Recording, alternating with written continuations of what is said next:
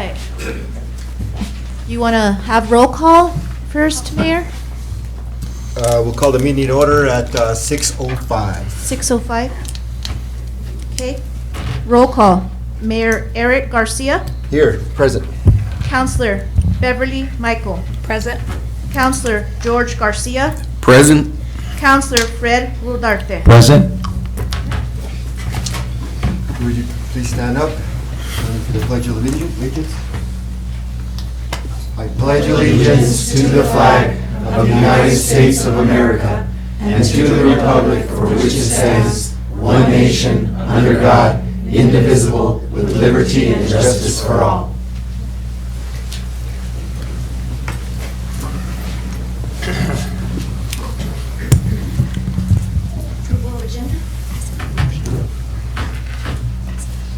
Can I get a motion to approve the agenda? Can I speak? Yes, ma'am. On number 17, Okay. were we going to table that or postpone it?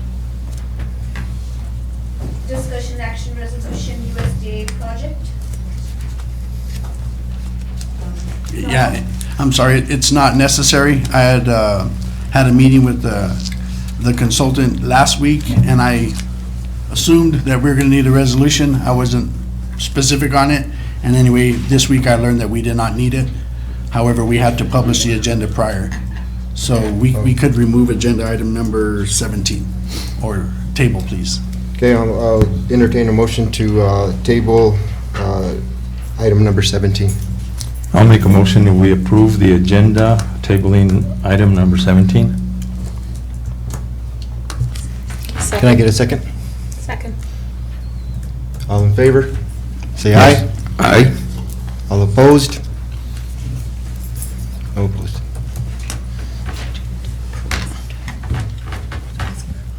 Oh, sorry, can I get a vote? Counselor Michaels? Oh, yes. Counselor Garcia? Yes. Counselor Rodarte? Yes. Why are you laughing? I just said yes.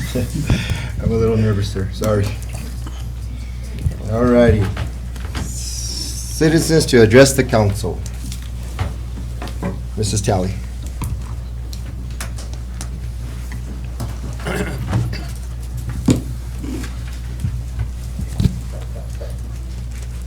Brenda. Good evening. Hello, And, hello.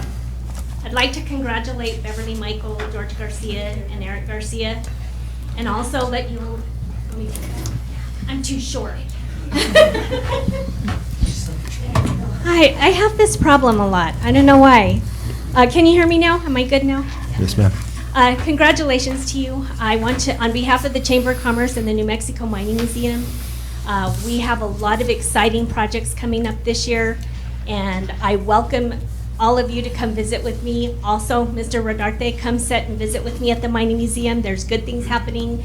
The Chamber of Commerce invites you to attend our meetings when you can, or come visit with me. I'm very excited to talk about all the really good things happening at the Chamber of Commerce and the Mining Museum with projects. So again, I'm excited for all of you. I'm looking forward to working with all of you. And you're welcome to stop by and visit with me, come have coffee, or just come ask questions, because I would love to visit and tell you everything about us. Very excited to work with all of you. And now I'm going to pass it on to Carrie, because she's going to give you an update on the ATV UTV, the event. It's really looking great, and she has a lot of good news for you tonight. Hello, thank you. So the Rugged West is our ATV UTV rally. Can you hear me okay? Yes. Everyone? Okay. I want to encourage everybody to go and follow us on our Facebook page under the Rugged West, and that way you can kind of stay up to date on everything that we're doing in real time. What we've done already is we've booked, and I was gonna try and put together a little, maybe a slideshow or something. I'll get it done for the next meeting. That way you can see everything in pictures. We've booked right now what's called, well, the rides and entertainment. I'll go through our list. The Gyro Extreme Ride. It's simulates the roll and tumble that astronauts experience in outer space. It's a big round ride. 4-station bungee trampoline. It propels jumpers up to 30 feet in the air. You'll see some of those at the State Fair and the Balloon Fiesta.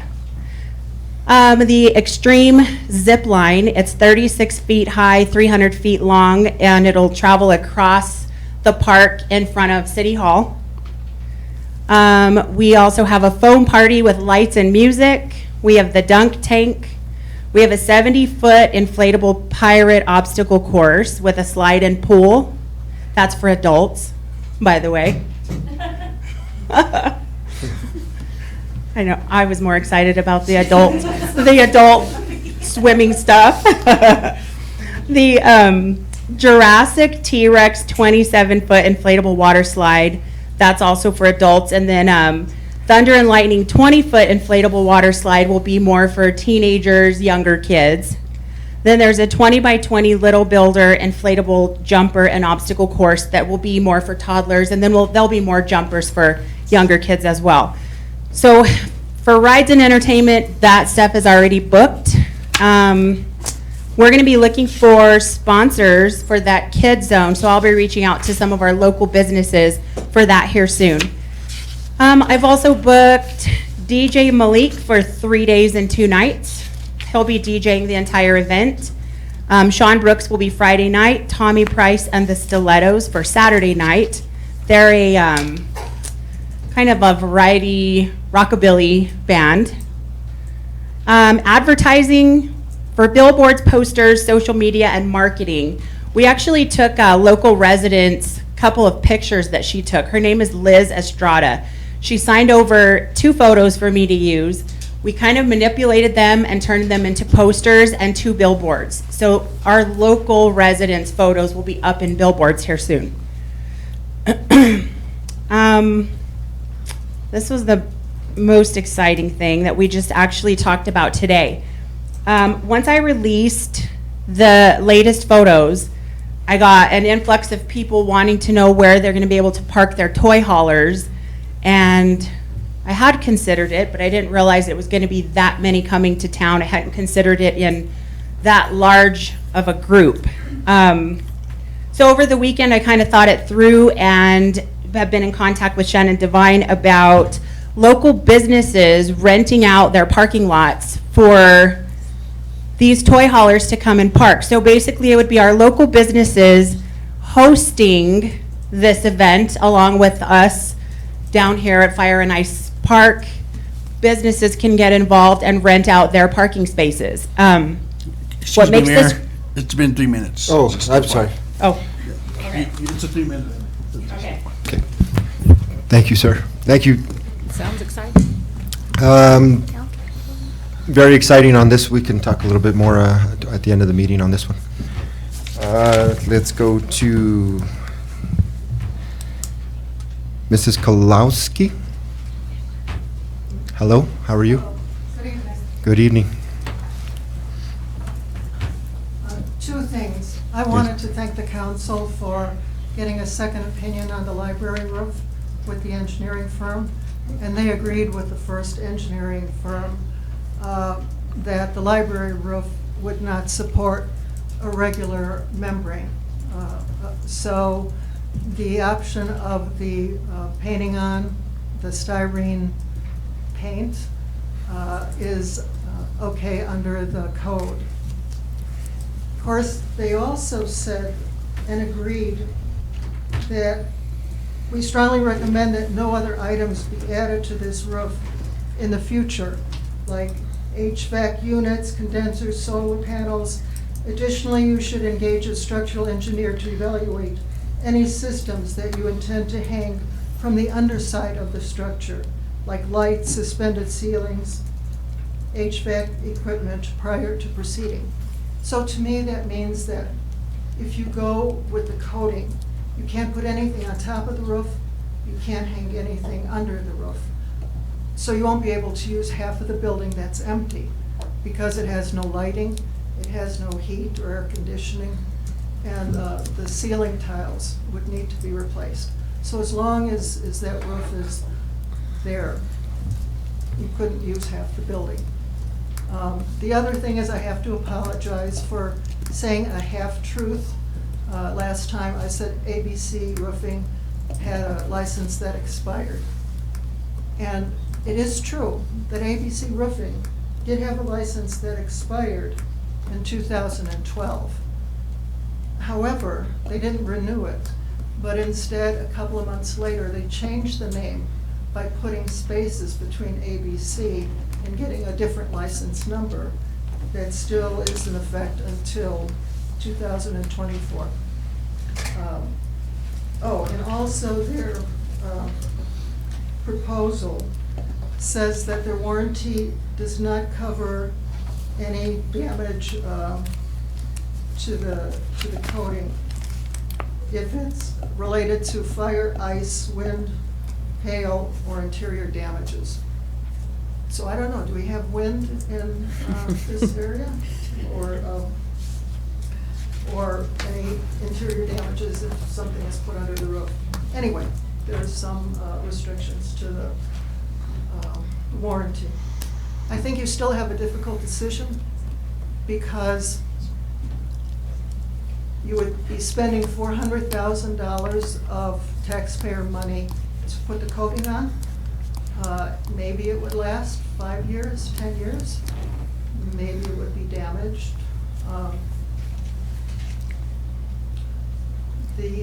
Last year, I asked, and they said that a new roof was estimated at $700,000 a few years ago. So that would require a real commitment to Excuse me, try Mayor, it's been and 3 minutes. get the money, or at least try and get the money that's here, if it could be. Thank you, ma'am.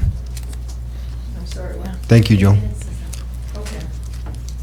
Thank you, ma'am. Next on the list there, Mr. Cedillos.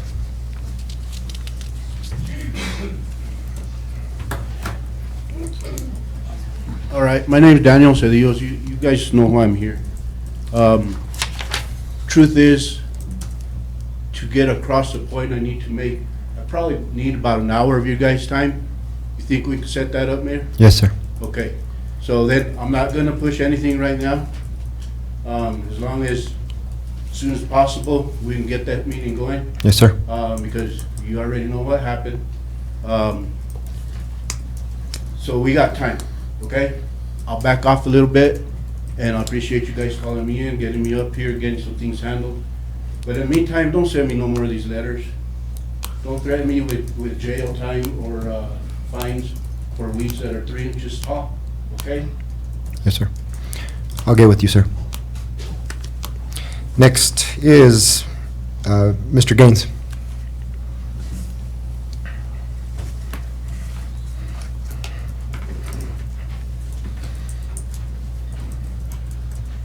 Good evening, Mayor, Council. Chad Gaines with the Cibola Trail Alliance. Just came to report on some good news today. Today, the Trail Alliance signed a trail agreement to build 22 miles of non-motorized single-track trail with the U.S. Forest Service. And so that will start happening next week with Trail Alliance. So we'll need volunteers and people that are willing to come out and help support that. As we go, you can follow us on the Cibola Trail Alliance webpage, and we'll get the Facebook page going again as well. But that's some good news for our community, for those that like to hike, bike, ride horses, you know, all those different things, hike, walk. So we'll be working on that soon. So. What? How long did this take to get the 22 miles in place?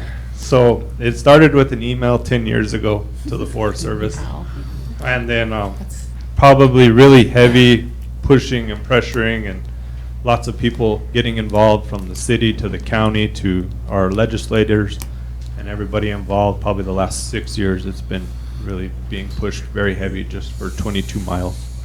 So it's been an adventure. Well, we thank you for yours and your team's efforts, because that's pretty big for the city of Grants and the surrounding areas, because that's an approved trail. Yes. We've been waiting for a long time. Thank you. Okie dokie. Discussion of charter compliance, public comment. Anybody want to discuss the charter? Council? No? Yeah, since I've been elected, I've gone over the charter like it was recommended. There's a few areas where we're not in compliance. Okay. But I believe the workshop, item number 5 on the agenda, probably would handle a lot of that, like the redistricting. There's other items in there that are governing body requirements, and I don't know who's doing it, but it's supposed to be the governing body. But like I said, hopefully those workshops will take care of that as far Okay. as charter compliance. And, okay. The charter's been modified through resolution over years and time. It's probably, about 25 years old now, the city charter for the city of Grants. I think it was like 92. So I'm thinking prior to the next municipal election that we, hopefully, Mr. Mayor, you would consider a charter commission to work on that. There's a lot of areas that are not in sync with what state laws are that still needs to be brought in so that they're matching, so that it's the same. And then it's not been for ratification by the citizens since the very first one, the very first charter. So these changes have been made administratively through resolution. They've never been voted on by the citizens. So hopefully in this next 2 years, we could get a charter commission. We could look at the history, do it, revamp it, and present it to voters in the 2024 election cycle.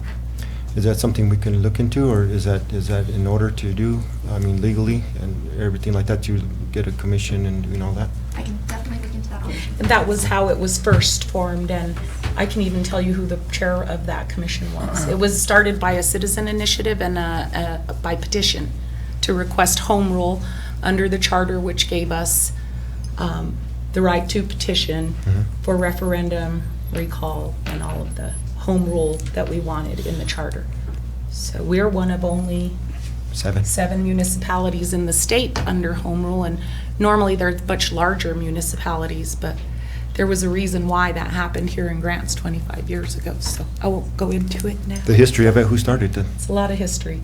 You remember who started it? Well, myself and several others, a gentleman named Pete Tillman, people might remember him. There was a man, was a retired Air Force colonel named Oliver Nelson, and there was some conflict and some issues that the citizens were not liking. It was under a federal mandate, I believe, to rebuild the wastewater treatment plant. Nothing had been done at the time that there were funding for it, and so the citizens had to take whatever plan the city came up with, which was the wastewater treatment plant golf course project. Wow. And so they wanted a referendum on it, a vote, and they were denied because it was died. A motion was made at a big meeting that had to be moved to the county building, and it died for lack of a second. So they didn't happen. So we came back and said, well, we want a charter, a city charter. We did a draft charter, and then the city government appointed a charter commission to carry it through. Wow, good history there. Alrighty, if we have no comments or discussion on the charter, I will move to item number 2. Discussion, action, appointment of Zachary T. Gutierrez to the office of City Councilor, District 1 of the City of Grants, Cibola County, State of New Mexico. I would open it up for discussion.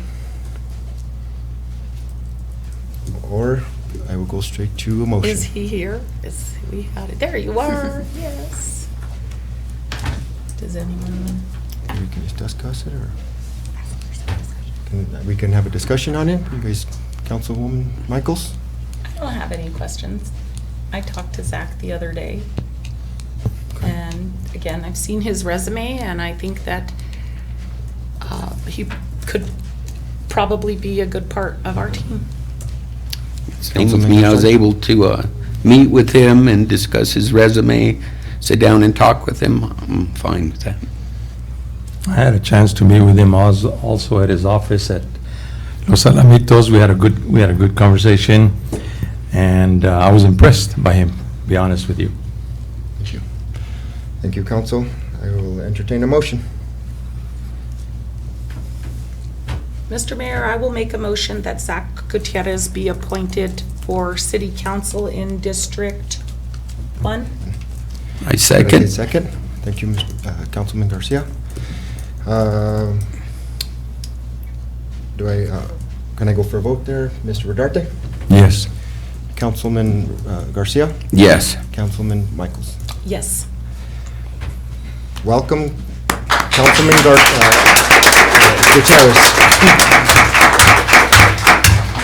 Are you going to swear him in now? Yes. Yay. All right, we have a fourth vote.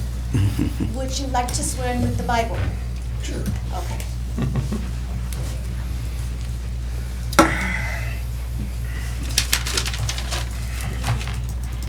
I guess we can stand right here. I think, can you hear us from right here? Yeah? Okay, so raise your right hand, put your left hand on the Bible, and repeat after me. I, Zachary T. Gutierrez, I, Zachary T. Gutierrez, have been elected to the office of City Councilor, District 1. have been elected to the City Council, District of- 1 well, okay. Of the City of Grants, of the City of Grants, Cibola County, Cibola County, State of New Mexico. State of New Mexico. Do solemnly swear Do solemnly swear that I will uphold the Constitution that I will uphold the Constitution of the United of the States, United States, the Constitution and laws of the State of New Mexico, the Constitution and laws of the State of New Mexico, and laws and charter and laws and charter of the City of Grants, of the City of Grants, and will faithfully and impartially and will faithfully and impartially discharge the duties discharge the duties of said office of said office to the best of my ability. to the best of my ability. So help me God. So help me God. You sign?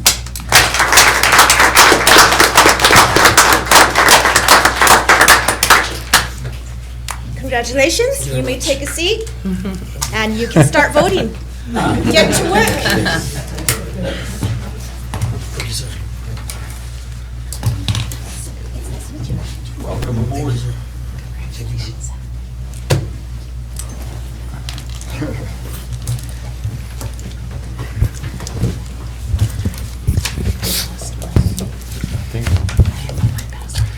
This is a big thing. I mean, Councilman Gutierrez and I go way back, and it's crazy. It's this council, this team right here, we're gonna see grants move forward. Thank you. Thank you. All righty. Let's go to item number 3, discussion action, March 17th, 2022 regular city council meeting minutes. Can I get a motion to approve that? Mr. Mayor? Yes, We ma'am. weren't present for that meeting. I Oh, think yeah, that's right, Mr. Mr. Rodarte Rodarte. was. How So we does that just work need out? to ask that, do the minutes reflect what happened in the meeting? Well, the usually minutes you just reflect? abstain because you weren't here. Oh, okay, they told us. I'll make a motion that we to vote. approve that city council meeting for March 17th, 2022. I'll second. Can we second it? If we have to abstain? You don't have to abstain. That's what I thought, we don't have to abstain. Correct. Okay. Can I get a second? I'll second. Mr. Councilman Gutierrez with the second. Okay, go to a vote. Councilman Michaels? Yes. Councilwoman, sorry. Councilman Garcia? Yes. Councilman Rodarte? Yes. Councilman Gutierrez? Yes. Okay. Alrighty, item number 4, discussion action, city council mayor pro term. So,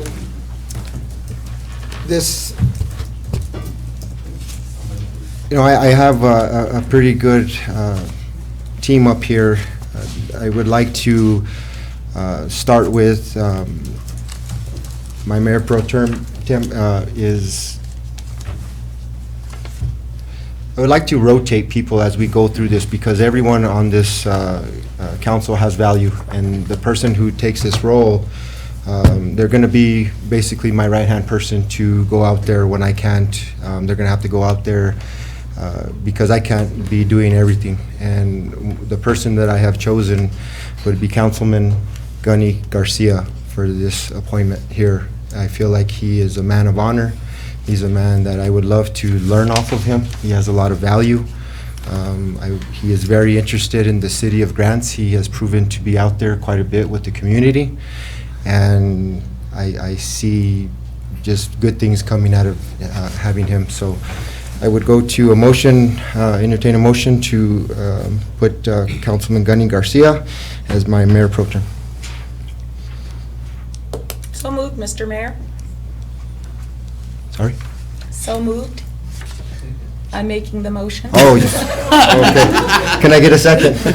So moved. I second. Second from, first from Councilwoman Michaels, second from Councilman Gutierrez. Okay, go to a vote. Councilwoman Michaels, Yes. Councilman Garcia, Yes. Councilman Rodarte, Yes. Councilman Gutierrez. Yes. All righty.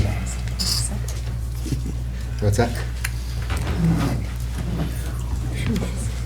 All right. Discussion, action, consideration of city council workshops. So this workshop will, I think what we want to do is move the city meeting to the last Thursday of the month? The last Wednesday, actually. Oh, the last Wednesday. It is the request. Okay. You guys could choose whatever day, but it works best for the administration for a regular meeting on the last Wednesday of the month Okay. and a week prior, a work session. Okay. What this does for a lot of the community members, and this is kind of a good call, because I think there's a lot of meetings that we overlap with the village on a Thursday or the county. So there's, hopefully we can get some more attendance and people available on that Wednesday, if that works good for you guys. And if it works good for the council, I will entertain a motion or discussion, motion on this one. The workshop is gonna be, So the request is a regular meeting on the last Wednesday, Yes. and in regard to the work session, I'm open to Wednesday or Thursday, whatever you guys would. of the following works week, of best the for you previous guys. week. Yeah, the The previous week week. before. The Yeah, week prior. and it's- And the work session would just be discussion, even though it'd be published, and it'd be published as a regular meeting, so the public is welcome. However, there will be no action taken at work sessions. At the regular meeting is where action will be taken. It gives you guys more time to digest the items. I think and two the Wednesdays are the best. Yeah, it's, we're all relatively new, except for Councilman Rodarte, and, I mean, I'm still learning, so a work session it's always good, so we're all on the same page and same goals and stuff, and it makes the meetings real easy, so. And they're advertised and they're open to the public. Correct. There will be no action items at all. So it's very good. It's for our education and the public's. And these meetings won't, I believe the workshop won't be on Facebook, correct? They can be, we don't have They to. don't have to be, just as long as we announce. As long as we that we're announce it, having okay, They don't have to be, but we do have to have items that we're discussing. okay. Yes. And Okay, that has to be I'd like to make a advertised. comment on that. Yes, sir. Previously, when I was meeting with Donald and Gloria, there are times when we have some timely projects that need to be done, and there could be times when the workshop could itself be just a council meeting if we have to do something in a timely fashion, right, Donald? And so we could have workshops the prior Wednesday, and at times, if we need to, instead of having a workshop, having a council meeting, and then another council meeting the following week. So I think we should be open to both of those scenarios. You're saying sometimes we have to do a special meeting, so just. Well, no, there's time- Reserve those, so if we announce, Well, there's times when Donald or Gloria, they have some items that are timely in the way they need to be done, and normally we call a special meeting, but in this case, if we're already going to have a workshop, we could just advertise the workshop as a council meeting and take care of that business, and then the next week go back to have another council meeting. So we should be open to both, have a workshop but the majority of the time, there'll be workshops. Am I correct in the way I'm putting it? So I think we should be open to both, anyway. Brian, you had a comment? Well, I was just stating that if we do find ourselves having a special meeting every other, like Councilor Ugarte said, and and we can actually revamp our resolution for our Open Meetings Act to dictate that. If it keeps on happening like that, and the council decides that we want to change to 2 meetings a month, we can definitely change that in the Open Meetings Act resolution, which we're gonna have to revisit here anyways with the new council in probably the next meeting. So we can change that if council decides, and we can just keep on having the work sessions, and if we keep on finding that we're having to have a meeting for that, then we can dictate that in a new Open Meetings Act that the new council will have drafted. So however you guys want to do it. Is that in compliance with the charter? It is in compliance with the charter, and the concern is the Open Meetings Act. And now what is being proposed is advertising work sessions where discussion items will be presented, the council will discuss them, no action will be taken typically. Can't hear nothing back here. Sorry. Forgot. Sorry about that. So what is being proposed is that there will be council work sessions for discussion items only, unless there is an immediate need for a project where action needs to be taken. But in compliance with the charter and the Open Meetings Act, there will be public notice. The public will be invited to attend all of those work sessions. And then the following Wednesday, the last Wednesday of the month, will be a regular council meeting like this where we take action on the various items that have been discussed. So if there is a action item during the work session, we would publish it as a regular meeting where action will be taken, correct? Correct. Okay. It doesn't So change there's no the problem there, publication right? or anything like that. No. It's the same. In that case, I make a motion that we adopt the last Wednesday of the month, whether it be the 4th or the 5th Wednesday, and the previous Wednesday as a workshop, subject to anything that might come up as far as a timely basis items. Could I get a second? Second? I'd like a little further discussion, because our discussion is supposed to go after the motion, but I would like to consider the Thursday, the prior week, and Wednesday of the meeting, instead of 2 Wednesdays, if possible. I mean, just if people want to would consider that. It gets us a little closer to the meeting. We're still far away enough. So instead of but Wednesday, instead of Wednesday, the you're saying exact Thursday, Wednesday, yes, Gotcha. if possible. That's fine also. It's up to you guys. So that puts us meeting again on the 3rd Thursday of the month again, what we're doing right now. Oh, so that's the conflict, is that with other. This meeting will be a Wednesday Okay. because like right now they have the village meeting that's The going on. village and the county And the meets on county the meet on Thursday. this day. Okay. Yeah, I'll so we'll have the withdraw work my request. session the previous Thursday. Yes. Well, that's the conflict, is the county and the village meet on the 3rd Thursday. Oh, they already Thursdays, meet yeah, that. we don't wanna Oh, do that oh, then. Okay, okay. So okay. Stick the with Wednesday Wednesday. makes most sense. Oh, okay, okay. Thank you. Any more discussion on this one? I mean, I think, how does this work? Because we went to a motion. and So I his had a- motion still stands, and it's actually accurate to Wednesday. Wednesday. So you need a second. Okay, if I can get a second. Second? Second by Councilman Garcia. Can I get a vote now? Councilwoman Michaels? Yes? Councilman Garcia? Yes. Councilman Fred Rodarte? Yes. Councilman Gutierrez? Yes. One will pass. Alrighty. Number 6, discussion actions, executive board appointments. Alrighty, let's go to number 6.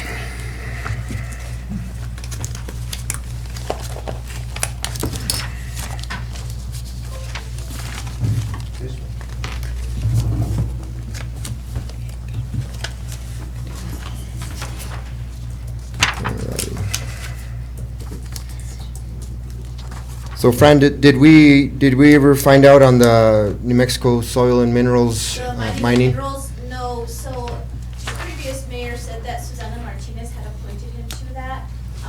I don't think that that board is still active. I could not find any information on it. I think that the governor appointed him at the time. Okay. If I Alrighty. do find If you find one on information that, in that one would be, future, I will definitely put 'Cause it it- back into the agenda. yeah, that's a mining one, and I love Yeah. mining, so that, I'd love to be on that one. But anyways, so the New Mexico Solid Waste Authority, there's, the The mayor was on this one the last time, and I would like to put Councilman Gunny Garcia on this one. I would like to put on the Economic Board, Councilwoman Beverly Michaels, with Don Jaramillo as the second on that board for the city. I would like the Cibola Transit Authority. Mr. Fred Rodarte is already on that one. I would like to add Councilman Gutierrez on that one. If that's okay. And I still believe that there's still the COG, which I was on that board for the last 2 years. I really enjoyed that board. I'm learning a lot, so I will continue on that one. But on different times, it's me and Donald on that one, Donald and I. But at different times, I will make it a point where I would love for a council person to go to the COG meetings also, to be my alternate at some points, because it's really interesting how they find money. And we all have to be on the same page, because the council is, you guys are responsible for the money. So find it and let's spend it wisely. So that's a good group. Economic development, there's Beverly, I believe you have a lot of value at working with the team that's already there on that committee. I believe there's 12. All right. Yeah, that sounds good. There's 12 on that one, so I believe that one, at times, if you're not available, there's Gunny Garcia to attend. Solid Waste Authority, that's one that I would like to put Councilman Gunny Garcia on. What I would love to do on that one of your key players on that one is Mr. Moore. And Mr. Moore has been, he has spoken to Donald and I at a COG meeting at one time, and we need to figure out, we make revenue from water and sewer, but we don't make nothing, well, hardly, or see what it is on our waste. Mr. Moore had told us there's opportunity at a fund that we could get a few $1 million, maybe up to 2.5. It's not set in stone, but there's available funding maybe out there that we can tap into to purchase some trucks, some dump trucks, and use that city as a business, so we can start creating that revenue. What that would entail too also is that we could probably purchase some actual street sweepers that are, up to date. But something like that I would love to see. I mean, it's not set in stone, but let's start to entertain that. If it makes sense, bring it to the council and let's see how it goes. Because I don't think we're getting the value off of waste management right now. So, Mr. Mayor, I think yes, there's ma'am. a third position on the Transit Authority. Oh, there is. That can be account staff or. Currently, we have Michelle Okay. Mays on it, but we can appoint someone else as an alternate. I'm not sure if you want to keep it like that, or if you want to appoint a third alternate. And Donald is on it too. Just keep it as is. Or I would keep Michelle. She's been I'll on keep there. Michelle because she's already on it. Okay. Michelle Mays would be the third. She is the Human Resource Director here at the City of Grants. I would open for discussion.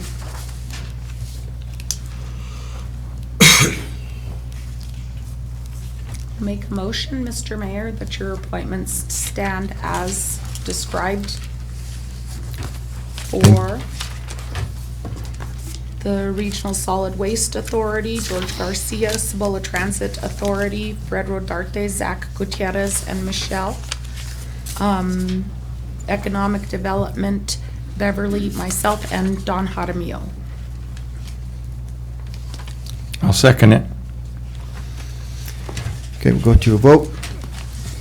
Councilwoman Michaels? Yes? Councilman Garcia? Yes. Councilman Gutierrez? Yes. Councilman Rodarte? Yes. Motion passed.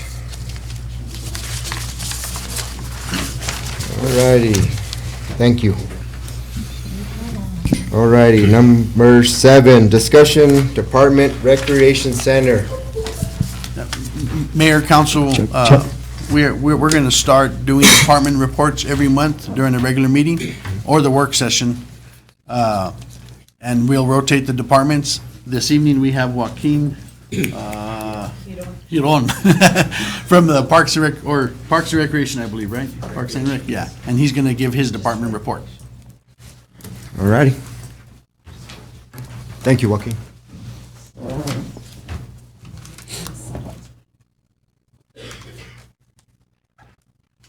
All right. Good evening, Council, Mayor, Mr. Manager. Thank you all for having me here this evening.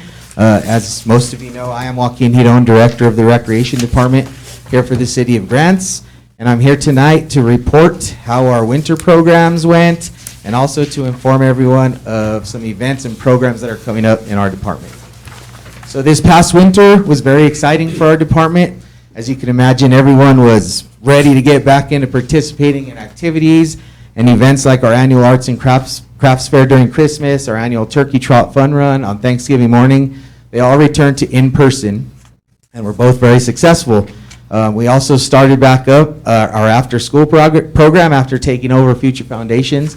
It's now Grants Recreation Center. We started that program up in August when school was back in session, and that also has been very successful. Youth and adult basketball programs, after being off for a couple years, began. We saw a record number of participants, especially with our youth, as we had 29 youth teams across 4 divisions, 16 adult men teams, and 4 adult women's teams. As you could imagine, it was very challenging at times with the pandemic coming back during the winter, but I'm standing here and I'm proud to report that although we had a ton of postponements through all these leagues and rescheduled games, all games were played and the leagues were successful. We have it's great to see all these kids and adults smiling because they have stuff to do again. So it was a great winter for our athletic programs and for our after-school program. The next major sport that we offer for both adults and youth is our softball and baseball program. Registration for the youth program ran from the end of February through the middle of April. And again, I'm happy to announce that we have well over 300 kids that are going to play baseball this summer here in our town. They're signed up, ready to go. We will have 28 teams, which since I've been here is shattering. We're welcoming teams back from Laguna, from Acoma, from Servilleta. So it's starting to get a lot more work for us, but good work because everyone's coming out and these kids are getting exercise and they're out playing. Practice begins for them next week, and the games will begin the week of May 16th and run through the weekdays through the summer. So even if they're not going to our program at the center, they're able to play athletics all summer long. So we also offer adult men's and co-ed softball, and that registration is ongoing and will end on May 13th and begin shortly after. Also, registration for our summer fun program is ongoing. We will have 2 sessions, one in June and one in the month of July. This program will be based out of our recreation center and will include activities such as tennis, arts and crafts, cooking, gardening, water fun, movies, field trips, and all of our kids in the summer fun program will also participate in the Grants Public Library's summer reading program as part of the curriculum. So as I mentioned, registration is ongoing and open to children ages 5 through 13 in 2 sessions. And last thing is, I want to let you guys know about some upcoming community events and activities to be on the lookout for. Our summer movie and concert series is in the planning stages right now, so we should roll out some dates and artists for that. Our 4th of July fireworks display annually will go on this year. We're working closely with the manager and finance on finalizing all that. Our farmers market starts in just a few weeks on May 7th. This will be every Saturday until October 8th from 8:30 a.m. to noon at the Fire and Ice Park. And of course, our monthly fun runs are ongoing. They usually take place the 3rd or final Saturday of each month. April's fun run, which I want to invite all of you to, is a special one as we have partnered with CYFD and the Grants Public Library in planning a community event to raise awareness for Child Abuse Prevention Month, which was April. That will take place next Saturday, April 30th, from 10 a.m. to noon at the Grants Public Library. Along with the run, there will be informational booths for our community, a jumper for the kids, snow cones, popcorn, and much more. And like I said, everyone is welcome to attend that for free. I would like to again thank you all for having me here tonight. Myself, along with my staff, are excited about continuing to provide recreation for our community and being involved in as many community events as possible. So thank you. Thank you, sir. You gonna ask for any comments? You guys have any comments or questions? Good job. Gunny and I were talking earlier and wondering if you ever have families or kids who can't afford the fee. We actually do, and we work. Fund for that? We do not have a specific fund, but like I said, we reach out to the community. I actually, this past week, had a meeting with DYFL Foundation, who helps us with our football, and we actually talked about, we're bringing back the camps this summer, and we talked about that exact issue where they want to help with some of the fundraising for parents that can't afford it. And usually they come in and we work with them. I mean, if they can't pay by the deadline, we let the kids start, stuff like that. But I think we're in talks right now of having an actual fund to where if they need assistance like that, we have it for them. And we do have a lot of donations as like cleats, equipment stuff that we do. If they come to us and ask and we have their size, we provide that to the kids that can't afford it. Nice. Yes. Thank you.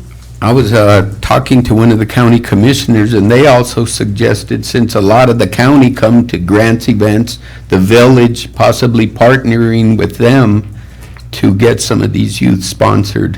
He actually called me today, that's County Commissioner Ralph, is that who you're talking about? Yes. And he's going to jump in on our next meeting with DYFL. We've included for the kids' athletics, AYSO, anybody, not just Grants Recreation, who provides athletics for kids are all going to partner up in raising money for that fund, and he mentioned that the county is willing to help with that. Okay, good.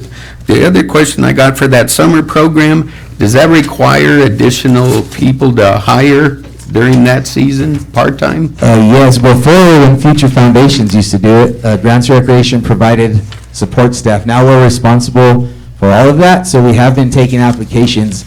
A lot of our staff who runs our after-school program are going to stay on to help with the summer, but we are, applications are open right now, as a matter of fact, and I've been getting them, and I'll be making those decisions within the next week because we need to get that staff in place. So we do hire an additional, a couple additional employees to help with that. So that's paid and volunteers? They're paid positions, yes. Paid position, okay.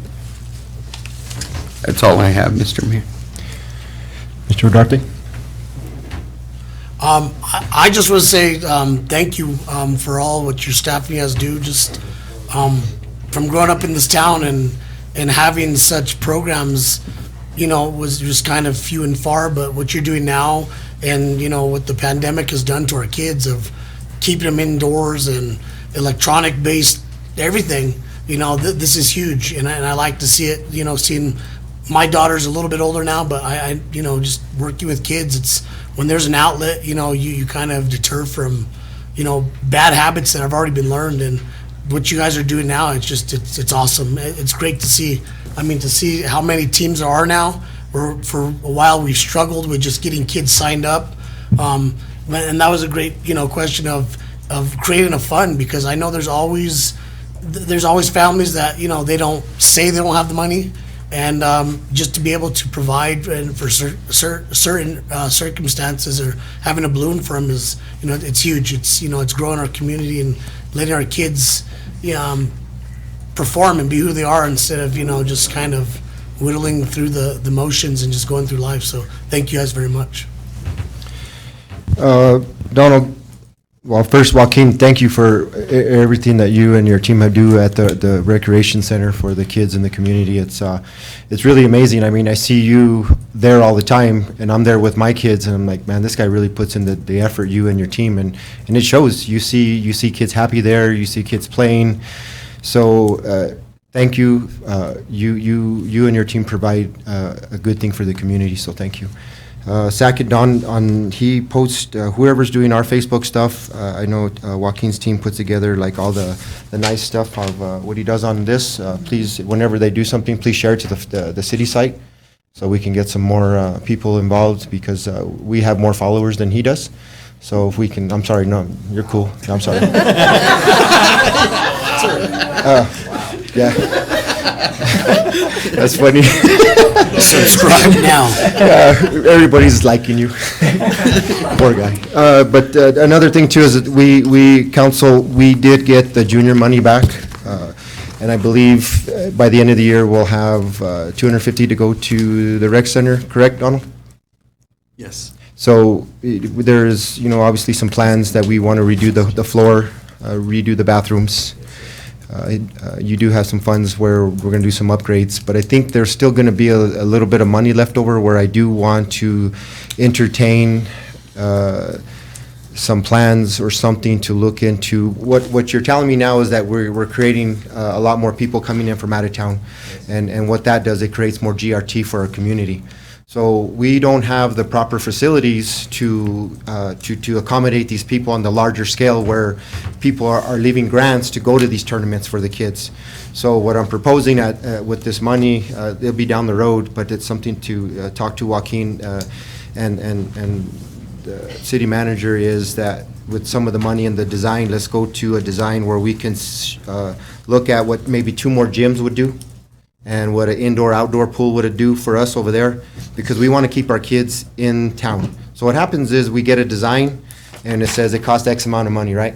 So then we take this design and we take it to our people up in Santa Fe, our legislative people, Representative Acon, Harry, and Senator Sanchez, and say, look, we have a design, it's going to cost X amount of money, go to these committees and go fight for us, because we want economic growth in our community like anybody else. Will we get it the first year? Maybe not, but we keep pushing to get that, and we need that for our kids.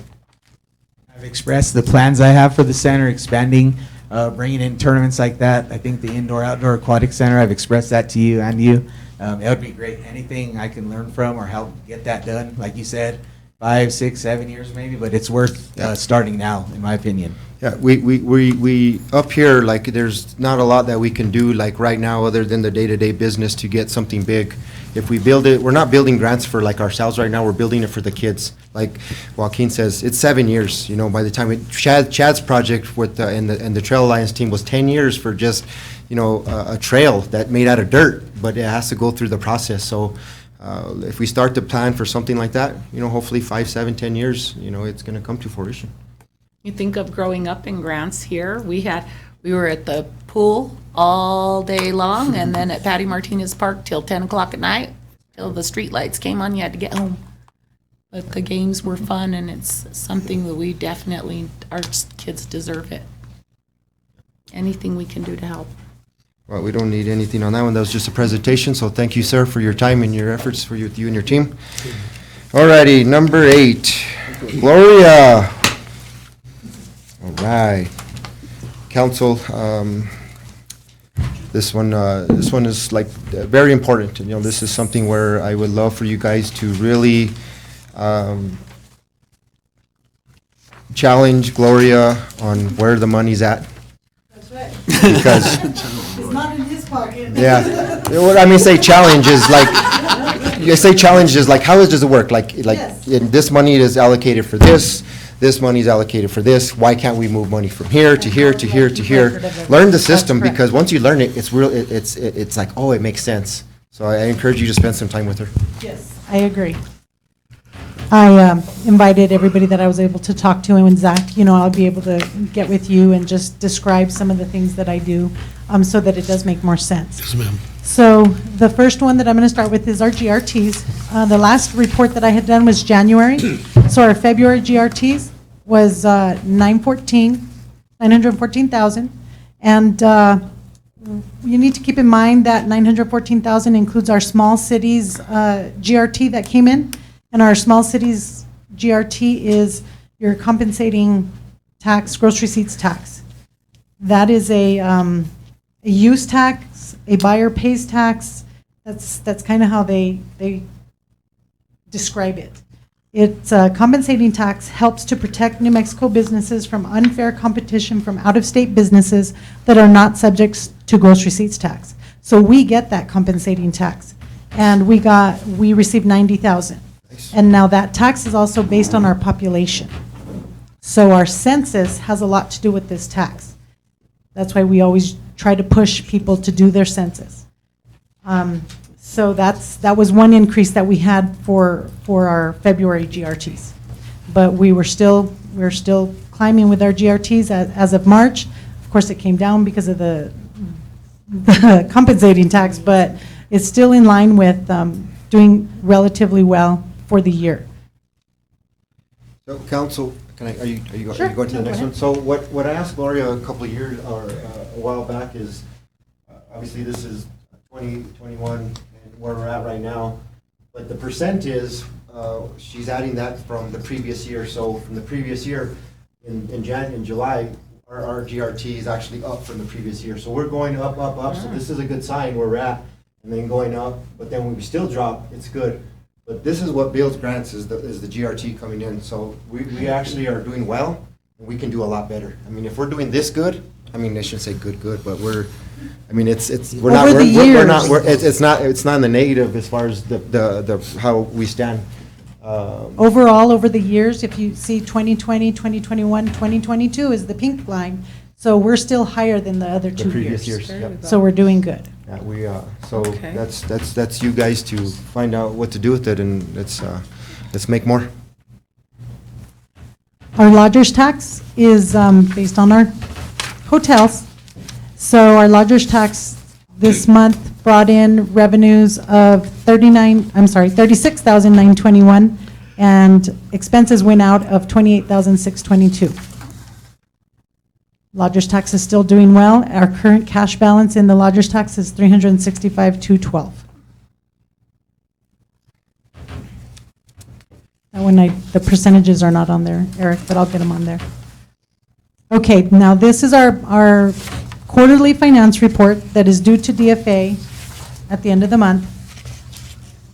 I'd like to start with the first line item, which is our general operating fund.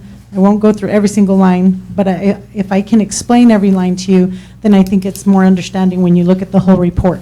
So our beginning cash is our beginning cash as of 6/30 the previous year. So that was 6/30/2021. Our revenues to date as of March 31st is $8,515,547.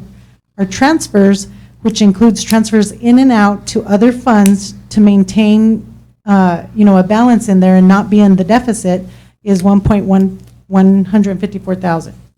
And our total expenditures over the first 3 quarters was $5,774,000.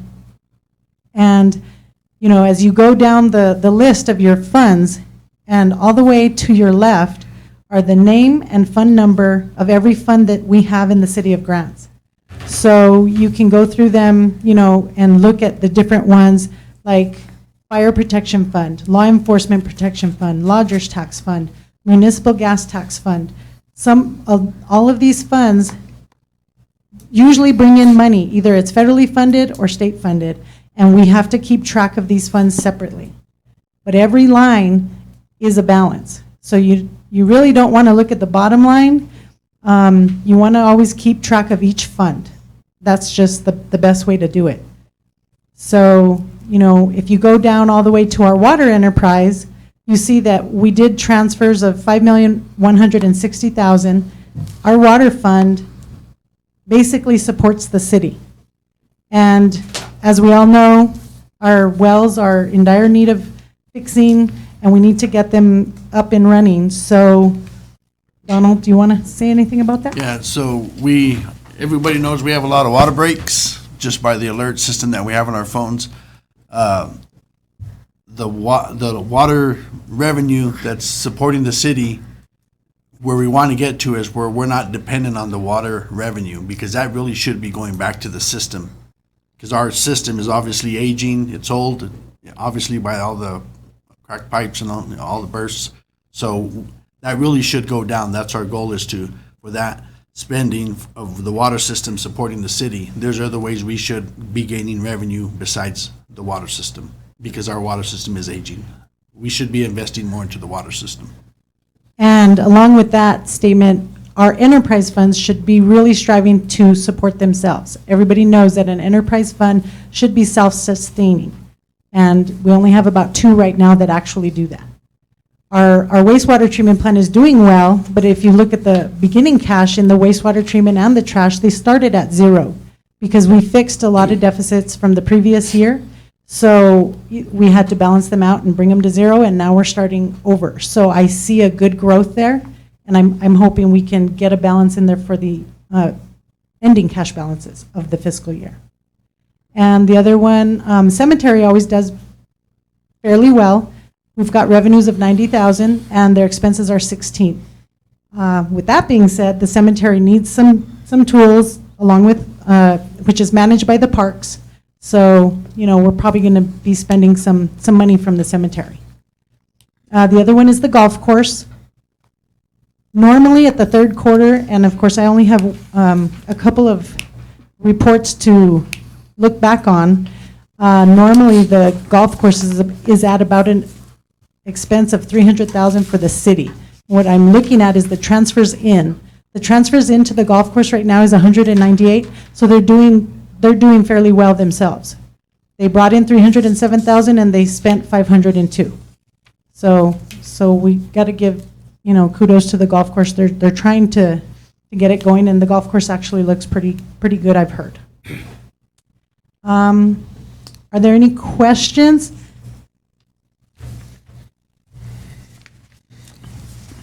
And there's a breakdown for each of these funds? There is a breakdown for each of those Available for funds. us to look at, Mhm. like especially general operating fund? Yes. What's coming out of there? Yes, I can print you a report of the general operating fund, and you can see every line item and every expense that comes out of there and what category it's in, whether it's supplies or maintenance or, anything operating. And this, when it comes to repairing the streets, which fund does that come out of? There is the gas municipal tax, of which earns approximately anywhere from 500 to 700,000 a year. Those funds should be going to roads, repair, and parks and recreation. There hasn't not been much invested in the parks, but here, there's an item later in the agenda that's gonna be for parks, and that's from that fund. So that fund is specifically for repairs and parks and rec.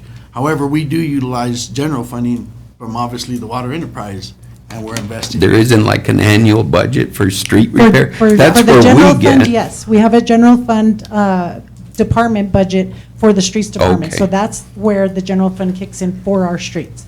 But we have an extra with the municipal gas tax. I see. We pave streets from different things, from the bigger streets and stuff like that from the federal, and then we have that gas tax, like that part of that gas tax of last year's, we budgeted for to do Zuni Canyon with that gas tax.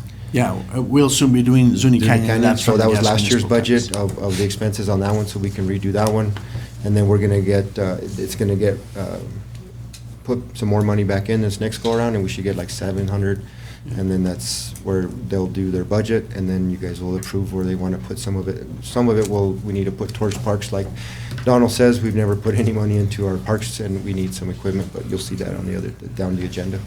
So we want to get away from having to move the money from the water fund to cover operating costs for the city. We need to find a way, because if that money's there, just think of all the repairs we could do Be on our doing- sewer and water infrastructure, so. That's correct. Anything that we can do to help move away from that would be good. I will note that will take some time. That's Right. okay. It's taken time to get where we're at. It's gonna take Sounds like time to it.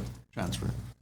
Yes, it takes time even for the numbers to start moving in the right direction, as long as they're being managed in a consistent basis. Council, you guys you'll start to learn the system as, when you get to know with Don, how the water system is working, from letting the public know that we're putting money in the Loma area into San Jose because it's the older part of the areas, was a certain type of fund. And then we got funds that are coming for another project. So as you learn the system, it's crazy how it all ties in together. But you guys will learn, and yes, we need to get a way of making the water fund a little bit more better for us. Any other questions? No, ma'am. Gloria, I want to thank you.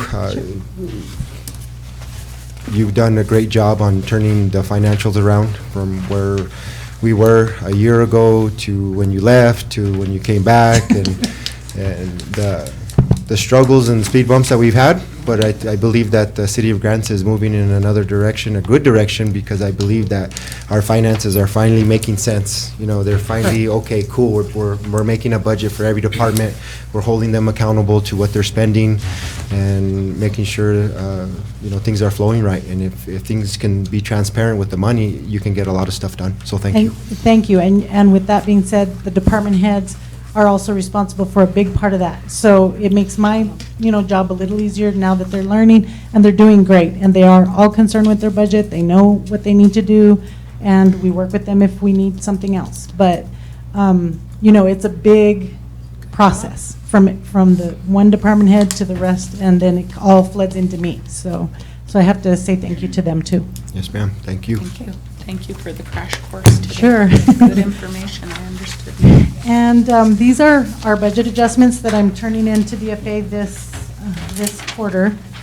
And I'm going to run through them as quickly as I can. The first section that you see is, it says, it's the Senior Citizen Fund, and it says federal ARPA.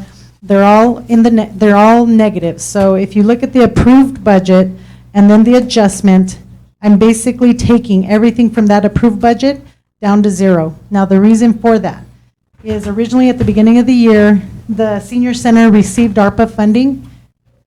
However, DFA didn't give us the fund number for ARPA until maybe a month later.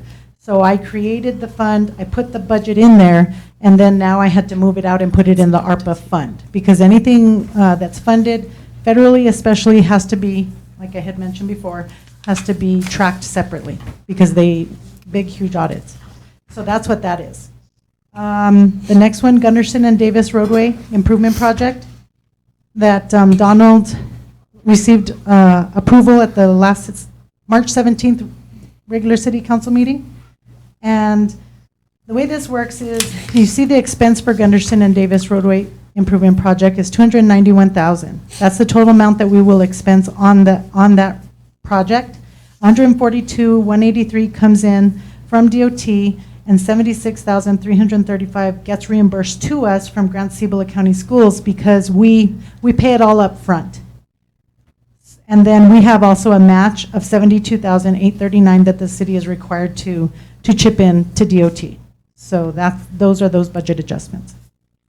The next one is the Chamber of Commerce Rugged West event that was approved at the March 17th regular city council meeting for $50,000. That's their expense account, so they can start paying their bills.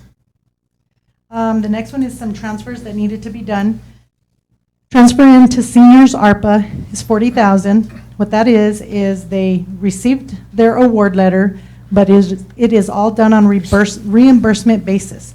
So they spend the money, we pay for it, and then they reimburse us. So we have to kind of put the bill in the beginning. Same thing with the library. The Solid Waste Enterprise Fund, we transferred in $500,000 to cover any deficits. And also the wastewater treatment plant, we transferred in $900,000 to cover any deficits in that fund. So the total transfers out of the general fund was $1,487,225.04. The next one is the police department budget of salaries and all of their benefits. We have 2 school resource officers with Grand Cibola County Schools, one at the high school and one at Los Alamitos. And we didn't get into that contract until about September. So that was never put in the final budget. So this is a budget of how much they are paying, how much we are paying those 2 SROs, and the contract states that Grand Cibola County Schools will reimburse us 100%. So they pay the salaries, the benefits, the taxes, they pay everything. And so that $65,000 is going to cover all of those till the end of the school year. And so that's what those adjustments are. Because the PD has been paying for those SROs out of their budget, and it was never put in their budget. So that's what that is. Any questions? Okay, so what's happening right now in our department? Just a little shout out to Frances Medina, who recently obtained her certificate for floodplain manager. She has been our CFM for 16 years and tests every 2 years to maintain. So congratulations to her. Q3 financial report and lodger's tax quarterly report, which I just showed you, will be submitted to DFA by April 30th. And I just want to give a heads up to all the counselors that you will be finding a DFA form in your mailbox, and it's from the Department of Finance, and it is our local government budget management system sign-up forms. So this allows you to log into DFA and get into their portal, that is our portal for City of Grants. And that is where you can go back and look there and see that I turned in my report and that their numbers match the numbers that I reported to you. So it's you checking me, and I strongly suggest that you do that. That's what the Board of Finance should do. Our FY21 audit has been reviewed by the Office of the State Auditor and released. It will be delivered by our auditors sometime next week. Our auditors, Portillo, Brown, and Hill, have been invited to present the report to the governing body as the audit rule states. And I'll let you guys know when that's going to be, because I'm sure he's got a lot of entities to go to. The other thing is you can find the audit on the Office of the State Auditor's website, and just do a search for an audit report, put in City of Grants, and look for FY21, and it'll be there if you want to look at it. Or let me know and I'll get you a copy. Ma'am. So, with that being said, I ask for an approval of the third quarter financial report, resolution number 22-1753 with attachment 1753A.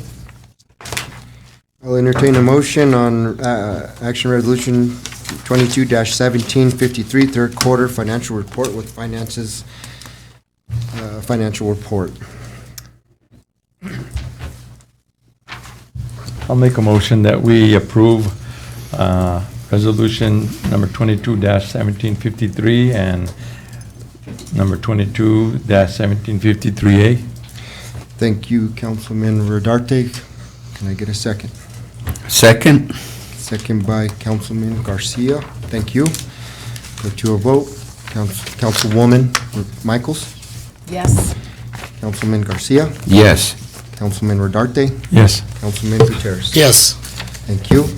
And I also ask for the approval of the budget adjustments, resolution 22-1754 with the attachment 22-1754A. I will entertain a motion. For resolution 22-1754, budget adjustments with scheduled budget adjustment, attachment 22-1754A. That's item number 10. Yes, ma'am. I will move that we approve resolution number 22-1754, budget adjustments with the schedule, attachment 22-1754A. Thank you, Councilwoman Second. Michaels. Thank you, Councilman Rodarte. Thank you all. Thank you, Lori. Thank you. You gonna vote on it? Oh, I'm sorry, I need to get a vote on that one. Councilman Rodarte? Yes. Councilwoman Michaels? Yes. Councilman Garcia? Yes. Councilman Gutierrez? Yes. That will pass. Thank you. Okay. Action item number 11, discussion action update of April 6, 2002 cemetery rules and regulations. Who's gonna get that one, Donald? We have several members, a couple cool. members from the cemetery board. Oh, yeah. Hello, hello. How you doing?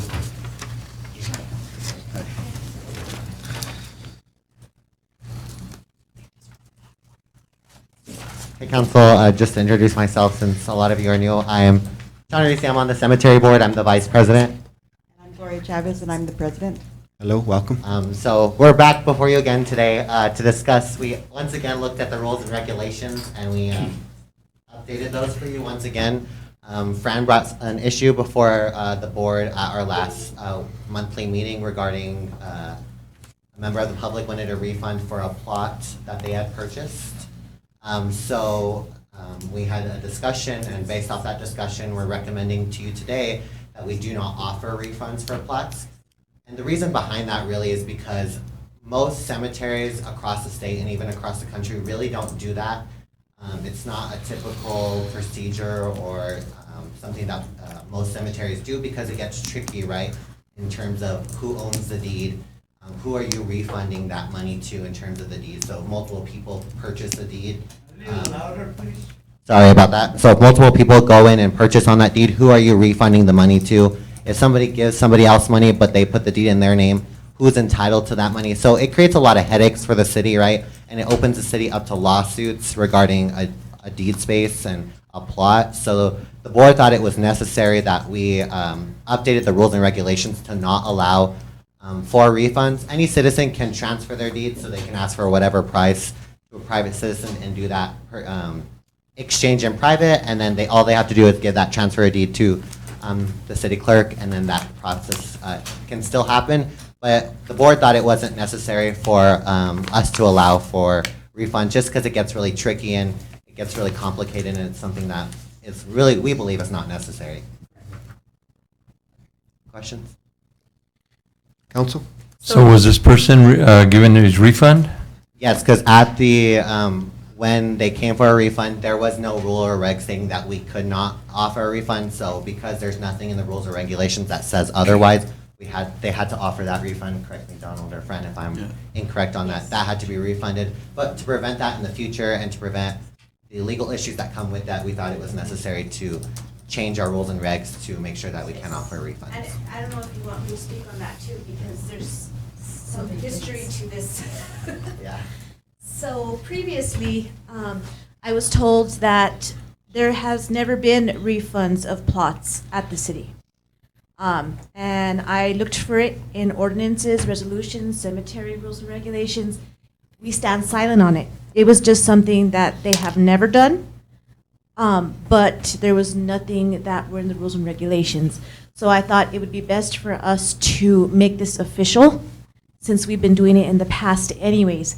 But due to the fact that we stood silent on this, we were forced to do the refund, just to be fair, because there was no rules and regulations. So that's where we stood on that. So I thought that it'd be best for council to vote on it and the cemetery board to vote on it. And so it's like a industry standard to not refund plots Yes, it's just from a really cemeteries. hard legal issue on the city side, because whenever we make the deeds, you know, and what if that person passes away, it's not buried in that plot? And then the family's fighting over who gets the refund or who gets buried there. It's just a big, it's a lot of headaches and legal issues. Yes. So if it's something avoided by other cemeteries, we should do And as they well. still can transfer the deed into someone else's name. So it can be sold to another citizen and transferred into another citizen's name. We're not taking that away. It's just we don't want to be liable for refunds of the plot and then having to resell it to another citizen. I noticed in the rule changes, it says for plots purchased both used and/or unused. Can you explain that? Yeah, so, so when I looked at 20. I'll take the used one. Is it half price? Just put me on. Yeah, thank you for pointing that out, Councilman.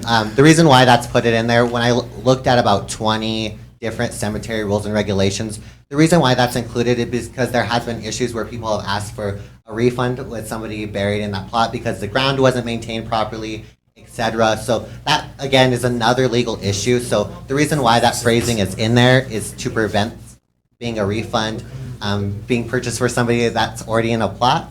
And again, I looked at 20 different ones. They all say that similar language, similar to that. So. No half price. No half price. I always want the deal. My question is, are we going to have, did you get an attorney to come up with a proper language for the changes you want to make? So in terms of that one line that we are updating for the rules and regulations, no, we did not have an attorney look at it. But based on industry standard, I want to call it, I pretty much phrased that myself and took it from the 20 ones that I looked at. And there hasn't been any issues. And I actually reached out to 2 different cemeteries in Albuquerque who have similar policies, and they had no issues after putting that. So. Okay. We can be okay with it. I believe that language is good, and I trust your research on going to all those different cemeteries to find out. Thank you very much. I appreciate you guys on the cemetery board. I believe that we have one of the best cemeteries in the state as far as the appeal of it. It looks very nice. Could there be improvements? Yes, of course. There are always going to be improvements in every department, but our cemetery is very nice, and I want to thank the crew who actually work on it, the cemetery board. I challenge the cemetery board and all the boards, but Donald, get with Donald. I challenge you guys to organize a cleanup day on the cemetery. Pick a day throughout the year, I don't care what it is. Give me a heads up and I will be there. But I challenge you and your team to organize something, because we can't all do it. and we all need help. So if you guys can do that, I appreciate it, and give me a heads up, and I will be there. Thank you. Oh, I'm sorry. Any more questions to the council? No, but I just to add to that, I believe there'll be a lot of support, because a lot of us have family members that are right there, and just the upkeep and just kind of the welcoming of to, pay their respects to our families and friends and stuff. It's, I think getting something like that to clean up and help the city of Grants maintain it is gonna be a pretty popular, agenda. So thank you guys. Well, I will entertain a motion to, update the cemetery rules and regulations to the refund. I move we update cemetery rules and regulations dated April 6, 2022. Thank you, Councilman Garcia. Can I get a second? I'll second that. Thank you, Councilman Gutierrez. I'll go for a vote. Councilwoman Michaels? Yes. Councilman Garcia? Yes. Councilman Gutierrez? Yes. Councilman Rodarte? Yes. Thank you. Thank you. Thank you, thank you. All right. Uh-oh.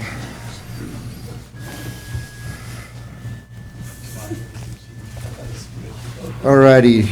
Action item number 12, discussion action resolution number 22-1756, funding agreement extension request, L600187 for the Roosevelt Bridge. Hello, Shannon. Hello. Okay, so Resolution 22-1756 is to extend the deadline for the New Mexico DOT funding agreement map control number L600187 from June 30th, 2022 to June 30th, 2024. These funds are to be utilized for the reconstruction of the Roosevelt Avenue grading structure and bridge, and the project is anticipated to begin construction late summer 2022. And from my understanding, design is already almost 100%. Correct. And it should go out to bid pretty soon. The project's office recommends the requests requests your approval for Resolution 22-1756, extending the termination date for the map control number L600187 to June 30th, 2024. And you have all the, I'm sure you've reviewed all the documentation with that. Comments from the council? 2 questions. Number one, why the length of 2 years for that extension? It gives enough time to be able to get it taken care of and completed. Okay, and the second question is that's plenty of time, right? Plenty of for us time for it to get it done, right? It should be. It shouldn't take but what, a year? Councilor Rodarte, so we anticipate going to construction at the end of this year. However, due to weather, there's a good possibility it could be delayed until early spring next year. Thus, the reason of going into 2024 for extension. So once, say we start early spring in 2023, it could go into FY 2024. That's why we usually go a little further than what you anticipate, just to be safe. Okay. A little cushion. And DOT has approved this? They're aware of it. They're but aware. This process We're will. making the request. You're correct. And they're likely to say, yes, this is good. Yeah, it's not uncommon for one amendment to be done on an agreement, just with deadlines, but they frown upon a third one. We originally agreed on the June 2022 date. Why was there a delay? Why do we need the extension? Funding agreements are automatically 2 years. That's why they don't frown upon of 1 or 2 extensions. It's regular, it's not rare for 1 or 2 extensions. They frown upon the third one. So they're only 2 years. That includes, you can't start a project until you can't start invoicing a project until you have an executed agreement. Planning and design alone takes 1.5 years. So by the time you get to construction, it's more than 2 years. So this is pretty much standard. 1 extension is not rare at all. And then we had all the construction on First Street, which caused Yeah. all the detours, so there wasn't about how would we have gotten through if both projects were at once. Wouldn't have worked. Makes sense. Any more comments from the council?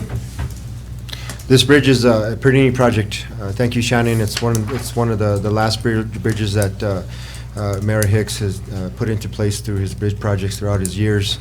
It's going to be a nice bridge on Roosevelt. It's going to be hopefully rock-faced. It's going to have some appeal to it. It's going to tie into the drainage, master drainage plan to the master trail plan with going underneath the bridge, tying into the future foundation. So the puzzles are all coming into play. So with these agreements, you know, it's nothing's fast in government. So that's why, you know, 2 years, 3 years, you have to keep going. Like Donald said, they frown upon the next one is because they'll be asking like, what's going on? You know, so there's always positive progression movement on these bigger projects with Donald and his team. So this is kind of what happens. Alrighty, so I will go to Need a motion. make a motion for Resolution 22-1756 Funding Agreement Extension Request, L 600187 for the Roosevelt Bridge. So moved. Thank you, Councilman Rodarte. Can I get a second? I'll second.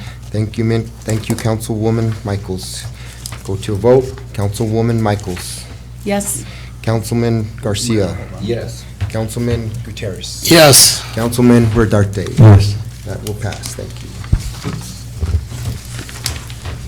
All righty. I wish somebody would have gave us some water. That's- I got it, Mayor. I didn't bring it in case. You'll have water. Thank you, I should have brought water. This is a long meeting. It's a good meeting, though, it's a good meeting. You want candy? Or candy. Thank you, sir. I gave my kids all mine, sorry. All righty, so we are going to go to action item number 13, discussion, action increase of fiscal year 2021-22 municipal gas tax expense budget by $86,000 for the parks, maintenance, cemetery equipment. What this one is, Donald will explain this one. Yeah. Mayor, Council, in FY 21-22, the municipal gas tax earned $647,000 and change, and the city at the time budgeted $511,000 for projects. However, leaving a balance of $136,000. Our Parks Department is in need of some equipment. The plan is to purchase a skid steer Bobcat with these funds. So my request is to, of the 136 that remained in that fund from FY 21-22, I'm requesting 86,000. That'll leave a balance of 50,000. However, I will note that FY 22-23 to date through the third quarter, we've earned 696,000 for next year. So we're in good shape for next year. And we will leave a balance of 50 or 100,000 for the next year. But I feel, well, it was noted earlier that our departments need some equipment, and the Parks Department there has not been much investment there, and I feel the need is great. So my request is to remove 86,000 from that fund of 136, leaving a balance of 50,000, and we will invest the 86,000 into a skid steer Bobcat. So my request and recommendation is that you approve this. Comments from the council? How many skid steers does the city have right now? Two. Okay, I was gonna One say- bad one and one brand new one. Yeah, I was gonna say, we have one new one that we For a just lot of recently dirt purchased work for to the be road. done here. What's that? For a lot of dirt work that still needs to be done for Oh, yeah. different departments stuff. Yeah, I just really feel several of our departments lack some good equipment, and that's a goal of mine, is to invest in those departments with some adequate. Have you ever found one? Yes, we have an estimate, and the price that we have now is approximately 78,000. So, I mean, with my little brain, I took 86,000, just left a balance of 50,000. It just made sense to give us some cushion. And this won't impact any of the Zuni Canyon Road projects or any of those? That's a whole other department. This skid steer would be for the parks and maintenance. However, we are starting to utilize each other's equipment upon request, and as long as the equipment is returned in that manner, otherwise that department gets charged for the damage. So we are starting to use each other's equipment that had not been done much in the past. So we do have the one, but the Parks needs one for what they do. Anything else from the council? The last 2 years, learning the city, Donald's absolutely right that we don't have the right equipment for the right departments to really execute what we need here in Grants. And what we need to execute is making sure that we are the safest, cleanest community, and that takes equipment. And having a Bobcat in every department, or a tractor of some sort of a Bobcat, or I say Bobcat because it's my favorite brand, but it's having the right equipment can move mountains. I've shown it before. So my recommendation is to use this money to buy the skidster. He does have money still in his budget, as you guys will learn the system on that, but what he's using that money for is that Donald is looking for some mowers, because what we do is we use 2 people to mow. One to mow and one to pick up. So this one is actually cutting 2 people out as far as labor. You'll get them done faster and you'll be more efficient. So the Parks Department still has money in their budget to do that. So it's gonna add in equipment. Plus, we're gonna take the municipal gas tax and add another equipment. Luis's department on the roads did get a really nice Bobcat track skidster that they've been using to do some of the milling and some of the stuff to get on the slopes. So, like Donald says, we are letting the sharing happen, but when you get, you only could do that for so long, you know? So my recommendation is, So are the department heads and the ones that actually have to work and use this equipment part of that decision process on what equipment we're gonna purchase? Since they're the ones having to work on it and use it? yeah, most definitely. We I think when we did the first Bobcat, the first go-around, we looked at, that we were looking at Caterpillar versus Bobcat. And Caterpillar, it has a pretty good price tag on it, and Bobcat with the same, the horsepower and stuff, we got it, and it was a little bit cheaper. And I was okay with it because Bobcat makes a good piece of machinery. And the department heads were okay with that? Oh, yeah. Okay. Oh, yeah, it's a nice machine. I wish I had one. All right, I will entertain a motion for the action item increase of fiscal year 2021-22 municipal gas tax expense budget by $86,000 for the parks maintenance cemetery equipment. So moved. Thank you, Councilman Garcia. Can I get a second? Second. Second by Councilman Redarte. We'll go to a vote. Councilwoman Michaels? Yes. Councilman Garcia? Yes. Councilman Gutierrez? Yes. Councilman Redarte? Yes. That will pass, thank you. All righty, we are at number 15. Discussion action, Education Center Library Project, Fluid Applicant Roofing Award. That's number 14. 14, yes. Oh, I skipped the 14, I'm sorry. This is, we're gonna go to the police. All right, discussion action item number 14, fiscal year 2021 budget, Police Department vehicle budget by $325,000 from investments for 4 units, SUV, fully equipped, and a ladder truck. Yeah, So, I'll speak first. we got both chiefs here to talk on this, and then we can have a discussion afterwards. Yeah. Mayor, Council, I'm back with another request here. The need is great. I'm not proud, but I am proud because, the need's great and we want to supply our departments with some adequate equipment. So the police department, he'll speak in regard to this in a moment. They're in dire need of 4 units, and we asked the state, but we only ended up with 50,000, and they're in need of those 4 units today. And the fire department is in need of some equipment. I'll let them speak for their departments themselves, and then I'll give you the number update after they're complete. Testing, is this on? Can you guys hear me? Good evening, Mayor, Manager, Council. Yeah, the police department right now, I don't know if you guys have the list of our fleet in front of you. We're operating with a very low amount of vehicles. Right now, if we were to hire the 2 positions that we're short, we wouldn't be able to outfit them at all because we have 7 units, actually 8 of them as of today, that are going down for major problems and major repairs. My suggestion in the near future is to move forward with some type of a purchasing plan where we budget 2 units per year to alleviate that problem that we've come into. And I don't know when the last time the city purchased its own vehicle. Gloria, do you know? I think the last ones that we've even got with the Durangos were out of capital outlay. We haven't purchased any vehicles. So right now, the oldest vehicle we have that's on the road is a 2006 Charger. It needs a water pump, brakes, and shocks. The front end's been rebuilt twice. We do still have in operation a 2010 Crown Victoria. That's a pretty decent car for its age. Outside of that, we're down 6 other units for engines. They need total engines in those vehicles.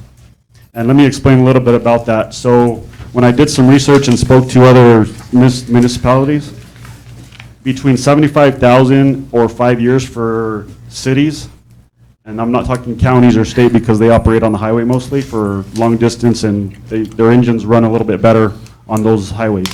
So when you're in stop and go traffic and you run the cars hard and the patrolmen are constantly moving around, whether it's idling to keep their equipment running or to stay comfortable when it's cold outside, hot in the summer, it takes wear and tear on suspension, engines, electrical, and that's why the national average people in cities are replacing their cars at that 75,000 to 5-year mark. And right now, that list in front of you, I believe, from the 2018 Chargers on up is what we should have. Those other cars we shouldn't even be using because they're actually unsafe. Right now, do you have anything? No. Oh, okay. Go ahead. So right now, I thought you were raising your hand. No. So right now, with those 7 vehicles that are down today, and I also put in there the response to calls relies on those vehicles running to spec that they're supposed to. This morning, I had a sergeant call me at, what time was it, LT? 5 o'clock? 5 in the morning, where his unit, he was driving normal, coming down Santa Fe, and his vehicle goes into limp mode. He had to drive 5 miles an hour from East Santa Fe to the PD and get into that Crown Victoria, which was the only spare that we had at the time that just got back in. Today we had another unit go down in Albuquerque as we were getting ready to take another one to get worked on, and that was another turbocharged unit. And speaking with those people in Albuquerque, everybody's getting away from turbocharged units because they're coming in with issues, major mechanical problems, so the naturally aspirated V8 or V6 is what everybody's going to. And unfortunately, we have a lot of turbocharged cars that were purchased back in 14, 15, and 16. And we haven't been replacing them. And now we're starting to see the major cost of repairing these vehicles with engines, turbos, trannies, electrical, suspension, stuff like that. And I'm not sure why in the past, I know it's been a while since we purchased cars, but even looking at an extended warranty to cover that term of when we have it, because it's just a huge expense. I'm seeing it, I'm like, holy cow. I was gonna say something else. But no, it's a huge expense, and I think that extended warranties are, I buy one for my car, because I don't want to pay for an engine later. And I just think it makes sense if we purchase something that lasts that 75,000 or 100,000 mile range that we're going to put on these cars, where we're not going to be spending, like we have a Caprice that's going to cost $12,000 to replace that engine, but we're not going to because it's not cost effective to us. So that's the reason why we're asking for 4 units like right now, because the 2 positions that we're down, we have 2 officers, which means we're down 4. So we have 1 uncertified guy right now in the office. He's not allowed on the street because of liability. We have 1 officer in the academy, and we're open 2 positions still, and we're getting ready to lose another guy. So we can't even outfit what we have available. And that's where we're standing with units. Comments from the council on Chief Mares' What's presentation? the time frame on a unit if it's placed like now? Like, is it something? Right now, we can't find any. We call every week to all the state contract, whether it's Dodge, Ford, Chevy, you name it. And we call Farmington, Las Cruces, Albuquerque. We can't get cars. They're not even, and the ones that are being built are already bought. So So Like everything. it's a huge waiting list now. It's called Tesla. Let's see if they'll Oh, do right. it. So the only ones that are available right now, unfortunately, are in Los Lunas, but they're Ford Expeditions, and they're too large that I think for the city of Grants. They're too big for us, and plus the fuel cost is gonna go up, and who knows, and of course, they're turbos, so, yeah. We need a charging station. And So that's- I noticed the quote is from Ford in Rio Rancho. We have a Ford dealership here in town. Why they can't? They're not on state contract. They don't give the same pricing as the state contract, so they're a lot cheaper. That's to what- go yeah, away from? and to get on state contract, they have to bid for it, and I don't think Corey's has done that. Oh, okay. Great. So how soon can we get some? You have the three in Well, they have 3 started that are being built, but right now, we were told that the possibility of them being purchased by another agency, because it's not locked by us, is there, so, but there's 3 being built right now, they're trying to look for the 4th one. It'd be nice to say if we found a charger at Malloy right now, that we can just go, hey, we got a PO, let's get it. But then we're waiting for radios, man, those things are 6 months out, and we'd have to use recycled radios. What does it cost to outfit a normal car like that? Like, what is 25, 26,000. to be police To ready? be police ready.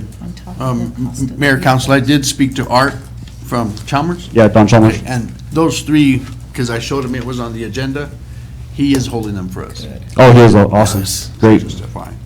So this is coming from investments? Yeah, I was gonna give that speech after Mr. Okay. Hazelby. Do you have any more questions for me, Council, Mayor?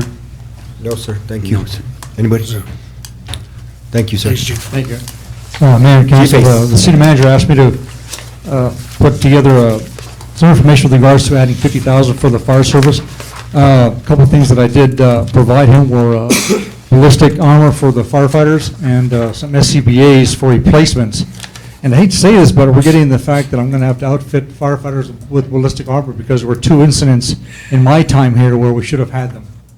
And we've lost some firefighters and EMTs nationwide to gunfire. So I'm trying to get ahead of the curve and make sure that we have this available for the firefighters that we have. And the other thing is we're right in the process of updating and recertifying all of the equipment that we have, and the SCBA bottles were recent, and the gentleman said that the ones you have, 22 of them are at their life cycle. So I have to replace those, period, there's no question. And that's why it's totaling almost $50,000 on the request today. Questions from the council? Thank you. So you respond a lot of times also to the same calls that the police department responds to? Correct, yeah, if they have a SWAT incident or a barricaded subject, we send the crew, tell them to stage someplace else, but now I'm gonna have equipment for them, just in case, because you've seen the things happening nationwide, and we're a little Grants, New Mexico, but it could happen here tomorrow. So Yes, sir. we're trying to be ahead of the game and make sure that everybody's safe, fire, police, the whole 9 yards. And you consistently respond to Milan, the county, I-40? Correct, yes. Yes, our jurisdiction is up and down the highway and wherever we're asked to assist. Don? Okay, thank you, chiefs. Thank you, chiefs. Thank you. So, several things to point out here. So the request is 325,000, and that is correct, Councilor Garcia, from investments. There is no way we could afford this in the current year in the general fund where we're at today. We would need to dip into investments. However, I believe that's why we do have investments, are for needs such as this. Obviously, the need is great. We have 6.7 million and change in investments. The fund that we've targeted is the Choice 4 Public Funds. It currently has 1.5 million in there. However, we have not taken the 400,000 from as previous, which the council approved several months ago. So this would be an addition to that. So the 1.5 minus the 400, and it'd be minus this 325. So that would leave our investment balance at about 6 million. After Gloria takes the 400,000 from the previous request for the First Street Pond and Pump Station, and then if this request is approved. So that's, so you guys heard that there's 3 available. My plan in the future is to budget for sure 1 unit a year possibly two if we can. We just need to start supplying our own emergency units and not rely on the state. Speaking to representatives, Senator Munoz from Gallup, Representative Garcia from Grants, the state frowns on municipalities seeking funding for units, emergency police department units, because a municipality should be able to afford the units. However, we're in this condition, and I think we're in this shape because we have not invested annually on this. Of course, you don't want to buy 4 or 5 units, every 5 years, because that's obviously a substantial amount. However, I think we can afford to purchase 1 or 2 annually. But at the end of the year, we are getting capital outlay money for 250, right?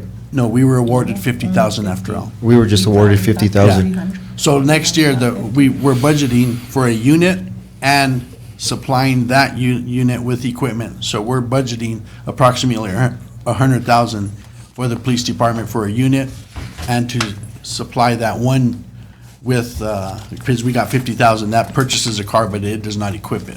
What about capital outlay for the fire department? They are getting the 100,000. However, we are going to target a ladder truck for that. That's why your agenda says a ladder truck. However, the funds will go to the equipment that the chief noted. So that way, with the 100,000, he does not have to invest into that equipment. That 100,000 will go toward a ladder truck, and which will mean the end result will be a better ladder truck. Right. And then Chief Modis's recommendations are, again, that planning, budgeting. Yes. So we're purchasing annually and not in a pinch like this. That's the goal. That's the plan. Good plan. Counselor. Any more from the council?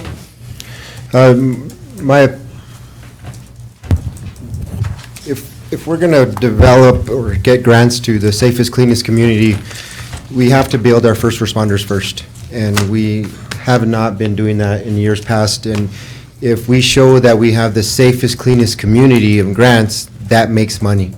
And we need to invest on them because the puzzle pieces are coming together for grants, right? We're going to see this a little bit of it's gonna take off.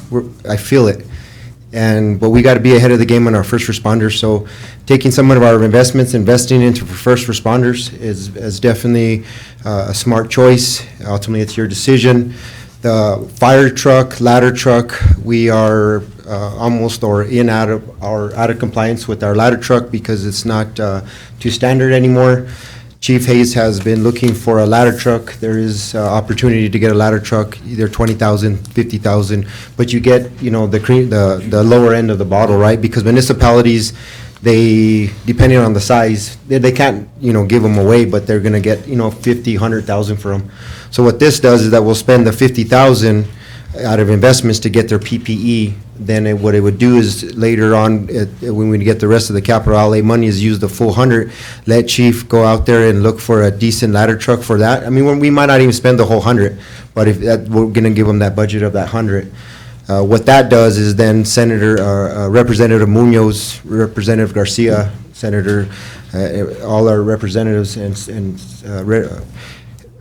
we need to go look for and push them to get actually a new ladder truck. It's gonna take time, but it might take a year, 2 years, but if we continue to push like a brand new one for our department, it would be nice to say, because we do help our sister community of Milan all the time, so it would encourage them to start to develop and put money into their first responders, and this would be something like, I don't know how it would work, but as far as a gift or $1 or whatever it is, it would go to them, but we would get awarded the new one. So if you see your representatives and stuff, we still want to go in that route, but because there is funding out there for, our first responders. But I will definitely take $100,000 for a ladder truck right now for sure. So I would entertain a motion for, let's see, fiscal year 2021-22 budget, police department vehicle budget by $325,000 from investments, 4 units, SUV fully equipped, and a ladder truck. The ladder truck would be 50,000 out of the 325. I'll note, not the ladder truck, fire department. Oh, fire department, not the ladder truck, the PPE equipment. Correct. Thank you. I'll make a motion to increase the year-to-date 2021-22 budget, police department vehicle budget by $325,000 from investments for 4 units, fully equipped and PPE. Thank you, Councilman Gutierrez. Can I get a second? Second. Thank you, Councilman Rodarte. Go to vote. Councilwoman Michaels. Yes. Councilman Garcia. Yes. Councilman Gutierrez. Yes. Councilman Rodarte. Yes. That will pass. Thank you.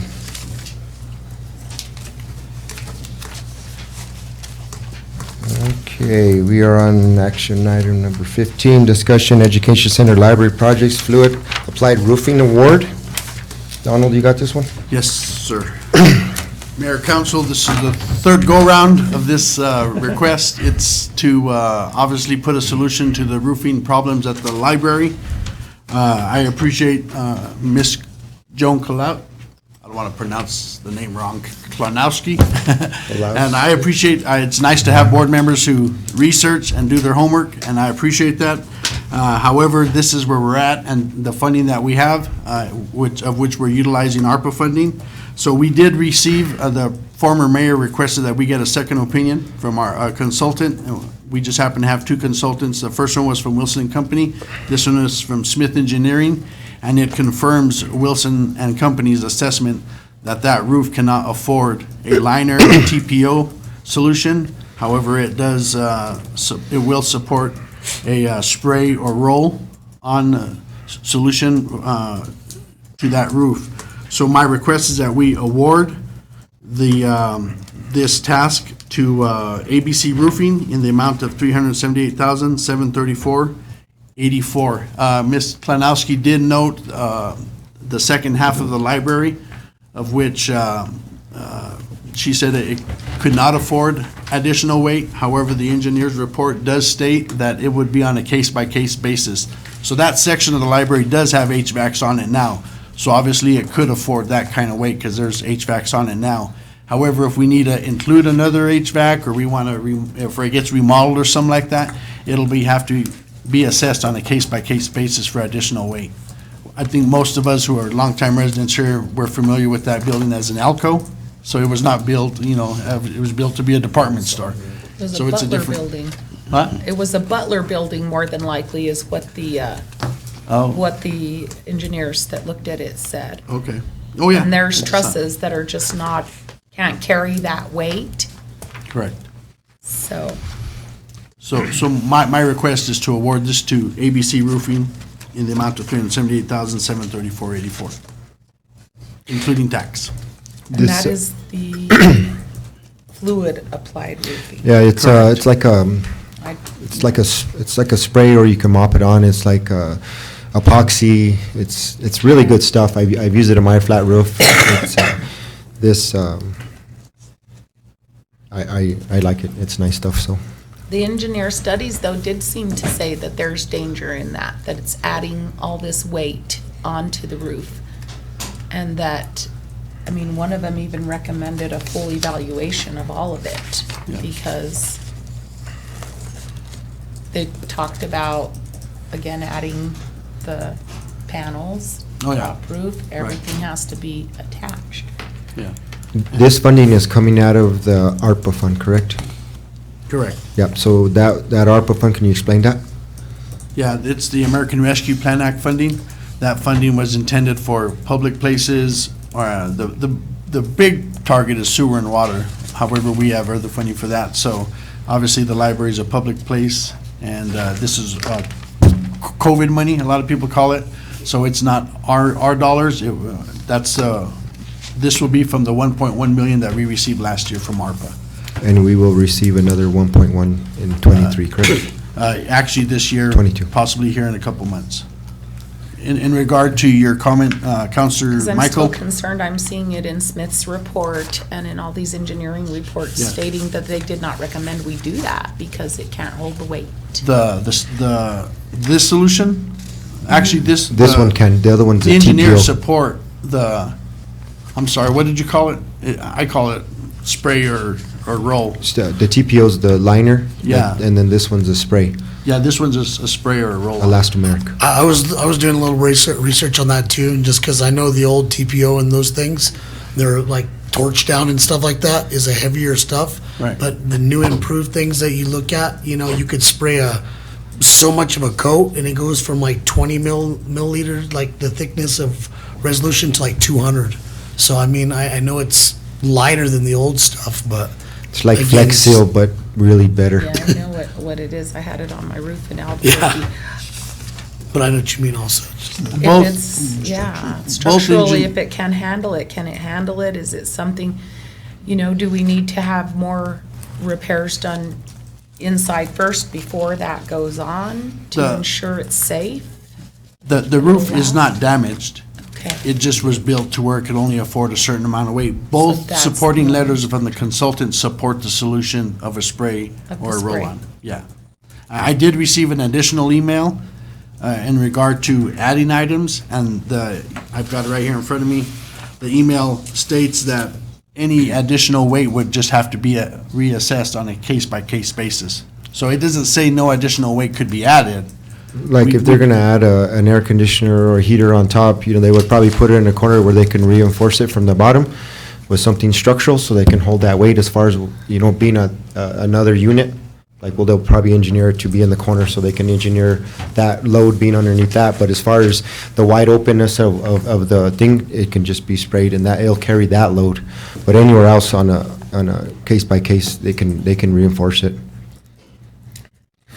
I guess I was getting from the reports, like from Inertia Engineers, where they stated that the existing roof framing of the subject building is not adequate for supporting the additional loads imposed by the new roofing system. And since it was their opinion that the roof load carrying capacity is currently at the maximum limit, they recommended that the addition of new loads supported by the roof framing, lighting, banners, mechanical equipment may overstress some of the existing frames if we do this. Counselor Michael, that's whenever we went to the first RFP, and that's whenever we were gonna do the TPO liner, which is heavier than the silicone or roll-on and spread. That was a TPO. Gotcha. So we went away from the TPO and rebid, and now we're at the roll-on solution. So in our packets, do we have the final recommendation? That's the letter from Smith Engineering. From Smith. Yeah, which affirms Is it at the Wilson. top? It was right In the beginning. Okay. It's the last paragraph. The weight of a waterproofing coating system is less than 5% of the existing roof structure and is exempt from the additional requirements per section 707.2. Gotcha. Thank you. Sure.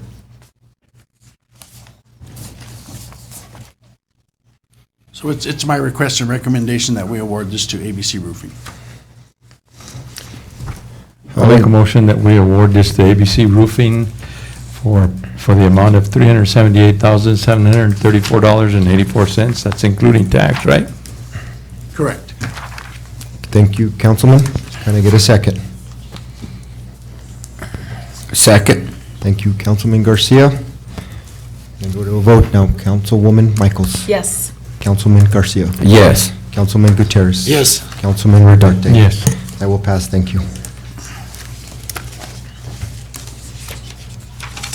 Item number 16, discussion action emergency projects, water and sewer line improvement of East High and Hazley Street Award. Hello, Shannon, again. Again. Okay, so of course, you heard them talking about all the water breaks and all that issues and that.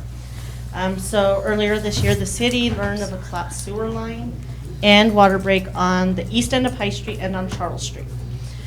Because the city can no longer provide sewer to customers on the collapsed line and due to industry shortages in supply, which everybody knows that materials and that are months out sometimes, an emergency procurement was initiated for the repair.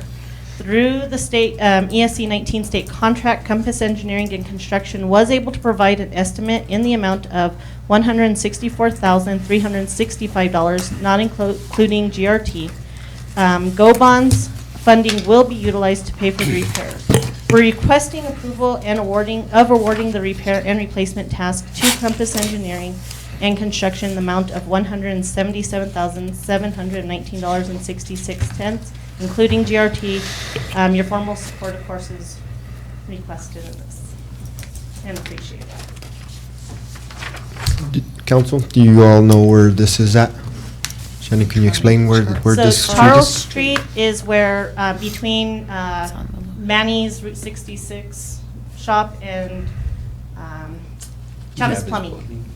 Correct. And that, and then the east. Off High Street. On High Street is over by Halsey, off of where Lottaburger is, right through there. And what we're using this, Donald, can you explain the GO bonds? Or Shannon, can you explain the GO bonds? I am not 100% familiar, I'm still learning about it. Okay. So- There you go, Donald. Go bond funding, voters approved 2.5 million 3-4 years ago. I don't remember the exact date. 2 years ago. We went to the voters and it was passed Oh, yeah. by 52%. It just needed a majority, so obviously it got the majority by 2%. But anyway, that gave us the opportunity to utilize property tax funding. And what we're doing with this funding is we're targeting areas such as this. We don't want to we have a collapsed sewer line, we don't want to just Band-Aid it 10, 20 foot. We want to, since we've experienced a lot of issues on that street, we're going to go ahead and dig up the whole street. And while we're at it, we've had some leaky water pipes in the area too. So we're going to replace the sewer and the water while the road is dug up, do it all at once, repave it, instead of just doing the sewer and then keeping old water lines. We're going to just do it all in that certain area because we've had issues there in the years past. That's exactly what the Go Bond Fund is where we're utilizing the funding, because we're in our aging infrastructure is getting older, it's not getting younger, so there will be other areas like this. We've utilized Go Bond funding on Adams Street, and this is the next street that's a large area of which we're going to utilize that funding. But the GO bond fundings, it's just to repair the water line, it's not to repair the street, correct? There is a 5-foot patch of which the state guidelines, so it will do a 5-foot patch of patching the road. Okay, cool. The same funds, Okay. Mayor. Any more comments from the council? Questions? I'll entertain a motion. This is going to Compass, right? That's the same one that's working on the First Street project right now? Right? Correct? I'll make a motion that we give this to Compass Engineering and Construction in the amount of $177,719.66 with tax. Thank you, Councilman Rodarte. Can I get a second? Second. Second by Councilwoman Michaels. Go to a vote. Councilwoman Michaels. Yes. Thank you. Councilman Garcia. Yes. Councilman Gutierrez. Yes. Councilman Rodarte. Yes. That will pass. Thank you. All right, we are at, oh no, we took out 17. Yep, we tabled 17 and 18. We're just discussing manager report. Donald, you're up. Yeah, just monthly, I would just like to note some highlights that I experienced through the month, and you guys are open to ask me questions in regard to anything. 3 things I would like to note this time is the airport funding. We learned about a month ago that we're receiving 2.5 million for 2 airport projects, a new terminal and a new hangar. We've been asking for this funding for a couple years now, and Representative Harry Garcia has been a big part of this, and former District Judge Pedro Real, who is now the aviation, do they call him secretary, I believe? Okay, of the State Department. So between them two, they were able to assist us, and they were here, and we made a kind of a big shindig about it. And anyway, we're getting 2.5 million, which is good. Shindig, or party, call it what you want. Okay, second thing is the New Mexico Beautiful Grant Project, of which Shannon is leading. We received a grant amount of $30,800, and I don't know if you see youth on Second Street, they're laying some rock for us. It's a beautification grant. It's employing 4 people right now, 2 full-time, 2 part-time, and they're all youth. So I think it's a great program. We're improving the area, eye candy, and the youth are able to gain some dollars through it. So I think that's a good project. I remember working in a summer program when I was a teenager in town, so I think that's cool. Thirdly is today we had 4 departments cleaning George Hannis Boulevard, It's an area that hadn't been cleaned in years. The dirt buildup on the side was like a foot, 2 foot. Anyway, if you go there this evening or go through there tomorrow, 4 departments, wastewater treatment plant, streets, maintenance, and shucks. Dang it. City manager. No. Wastewater? What's the 4th one? Does anybody know? Pipes, thank you. Appreciate it. The pipes department. Anyway, each department provided some staff, and they done a detailed cleaning. And they ended up on Roosevelt. They also done some cleaning on Roosevelt. Tomorrow, if it's not so windy, they'll be on Santa Fe Avenue. Anyway, this is something I would like to see done at the beginning of each spring and right at the end of each summer. So twice a year, we'll target areas and we'll do some thorough cleaning of areas that are much needed. So that's the plan, is to do it twice a year. That's all I have, unless you guys have any questions. There's Questions, city anything from cleanup the- is this Saturday. Oh, yeah. 23rd. The community cleanup, yes. Will you guys have tools and stuff? I have some ideas for areas, but, Yes. okay. Yes, we will. Councilwoman Michaels, I'm sorry. I'm not used to a woman being up here. I'm sorry. Call me Miss, or Miss Beverly. Yeah, Miss Beverly. Beverly. Councilman Garcia, you have any questions? Or any comments? Comments concerning this or overall? Anything. Well, since being elected, I had the opportunity to go around and visit all the city employees and departments. And like Donald was saying, these people are amazing. You know, I always look at the private in the fighting hole, and they're the ones doing our bidding. I was watching street department in the middle of a dust storm out there, you know, doing cement work. Also the boards and committees. I've been pretty much welcomed by all of them. The Lodgers Tax Cemetery, they've all invited me back. I only had one board that told me not to come back. I'll look into that, why they didn't want my presence there, but, I like to get around it and be at all these boards, the airport, library, golf course, so, but other than that, that's all the comments I got. Thank you, sir. Councilwoman Michaels, you had something else? Yes, and I did tour the police department and the library. I want to thank Chief Matas and then the library, Nadine, for showing me around there, and I got to see what all that was about. And I think congratulations is in order to Shannon on a promotion, is that right? Yes. As projects manager now. Yep. And I'm Yes. hoping, because of some of my experiences as a person in business here in Grants, some of the hoops I had to jump through for my business, so I'm really hoping that code enforcement will take a look at what those issues were regarding approved businesses within the city, special use permits that cost $70 a pop to go and request through.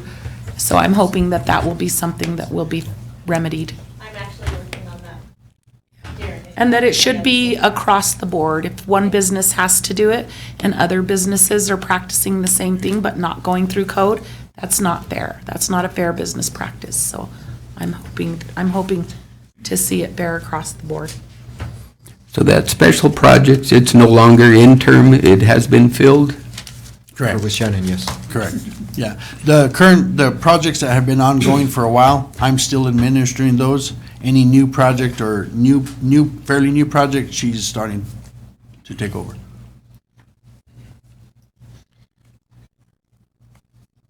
Councilman Gutierrez. All right.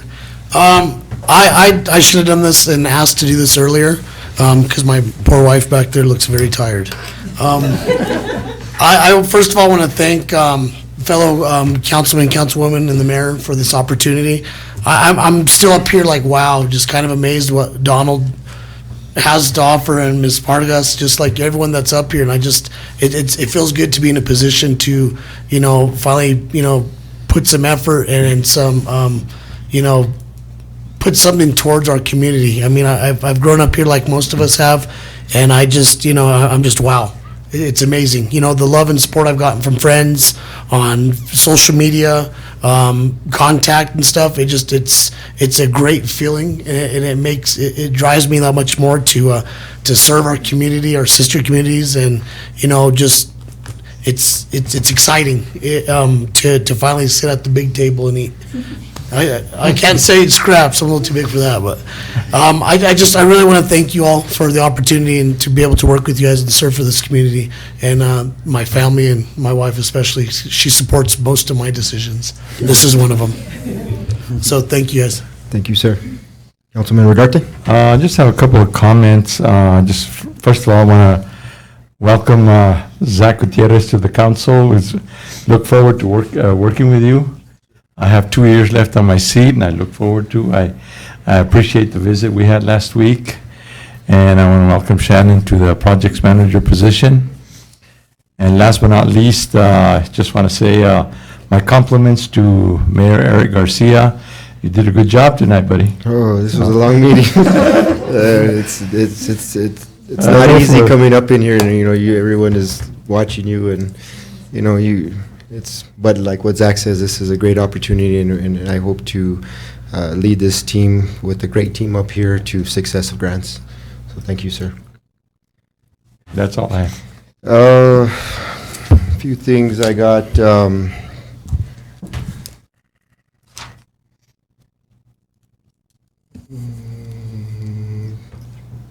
Actually, we talked about a lot of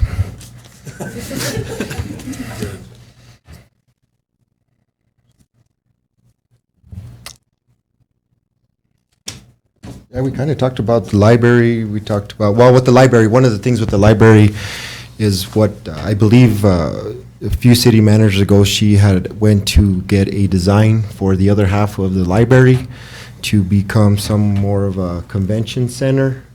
I feel like grants there's a need for one to keep people in our community, to have their weddings, a nice place, birthdays, place for events, to hold a dance recital, to having bigger meetings if we need to, renting it out for corporations, because we offer a place of 100 people with smart boards. So if you guys get a chance, go down to the library, get with Nadine. She has the plans there. I believe Laura had started that project back in 2017, I think. But it might be something that you guys might want to entertain now again. I feel like it's in a great location, and I feel like now that we're putting some money into the roof, now it's the next step of trying to see how we can get some funding to, if it's your desire to go in that direction as far as a convention center. So I got something on that line. Let's look into it. The other thing I got is we gave 50,000 out of lodger's tax to this Rugged West ATV rally. There's still some funds left. I believe there's 50, correct, Donald, of lodger's tax from 2021 that they gave back because they didn't use it. So what I was go for discussion at some point is do an event and get our first responders involved to do a 24-hour run through our community, through our Fire and Ice Park, through the Riverwalk, all the way up Roosevelt, through the pipeline, and all the way back down. But to do a family event where it's honoring or supporting our first responders. Because at the end of the day, the cleanest, safest town is what we have to be. So let's get them involved to get a 24-hour event. It could be for family. We want to have it where they're having, as we're running, they're throwing that paint like they do at the Milan School. That's pretty fun. Or super soakers. At nighttime, glow it up with red, white, and I think it's green and yellow for first responders, so we can get an aerial view. Start to get the momentum of why are we doing this?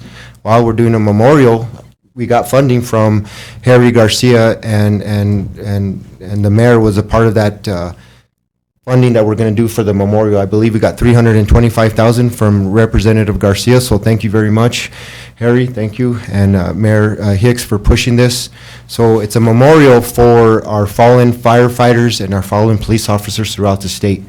And what we want to do is put one of the largest flags up there or like you see going to Albuquerque, and we want to put it up there by the old jail. And then make that where it's starting, you can see that from outside with big red, white, and blue behind it. So when you're passing at nighttime, you see this, so it's going to attract people to come off the freeway and see what it is. Eventually, you'll start to see the revenue of the GRT coming from this. So going into having a run for our first responders will tie into this memorial, because that's going to create some revenue for us, and it'll give us an opportunity, because if we see people going up there to visit this memorial, the next thing we'll start to look for funds to repair that road that's going up there finally. And we can take those tire skid marks that I have up there on Iron Road, you know, fix that area at some point. So that's in the 10-year project, because that's kind of like the byway of grants. Everyone goes around, you know, or you use Sacaleras, so we do have plans for Sacaleras. So there's another project that, you know, I would like for you guys to think about it. I've talked to Brenda at the chamber, and she's on board to try to help us out, and our first responders, they're on board to help us out. I think it'll be a fun annual event that we can get the whole family and everybody involved. Do it sometime at the end of August where it's warm, where you can have a camp out here in our parks, you know, make it fun. So with that said, this was our first meeting, and I want to thank everybody over here in the council. It's going to be a fun ride. You know, I'm very excited. I am nervous. I'm sorry. You know, I kind of fumbled on a lot of stuff during the meeting, and I'll get there, I promise. But I'm sorry. I was very nervous. But we'll get past that. We have a great team, and I see big future for Grants, New Mexico. And I want to thank the citizens and the team of the city of Grants here, because it takes you guys to build it, and we are going to get there. So I want to thank everybody. And with that said, I will. Next work session for council is May 18. Next council meeting will be May 25th. With that said, I will entertain to end this meeting. I'll make a motion that we adjourn. Thank you, Councilman Rodarte. Second. Second by Councilman Garcia. Thank you. Y'all have a good night. You need a vote? Oh, We don't need a motion to adjourn. Oh, You okay. call an adjournment, Mr. Mayor, per Oh. Robert's Rules of Order. There will be, since there's no debate whether we're adjourning or not, we do not. You don't go for a motion and vote. a second. Okay, so you just adjourn. Thank you. Thank you.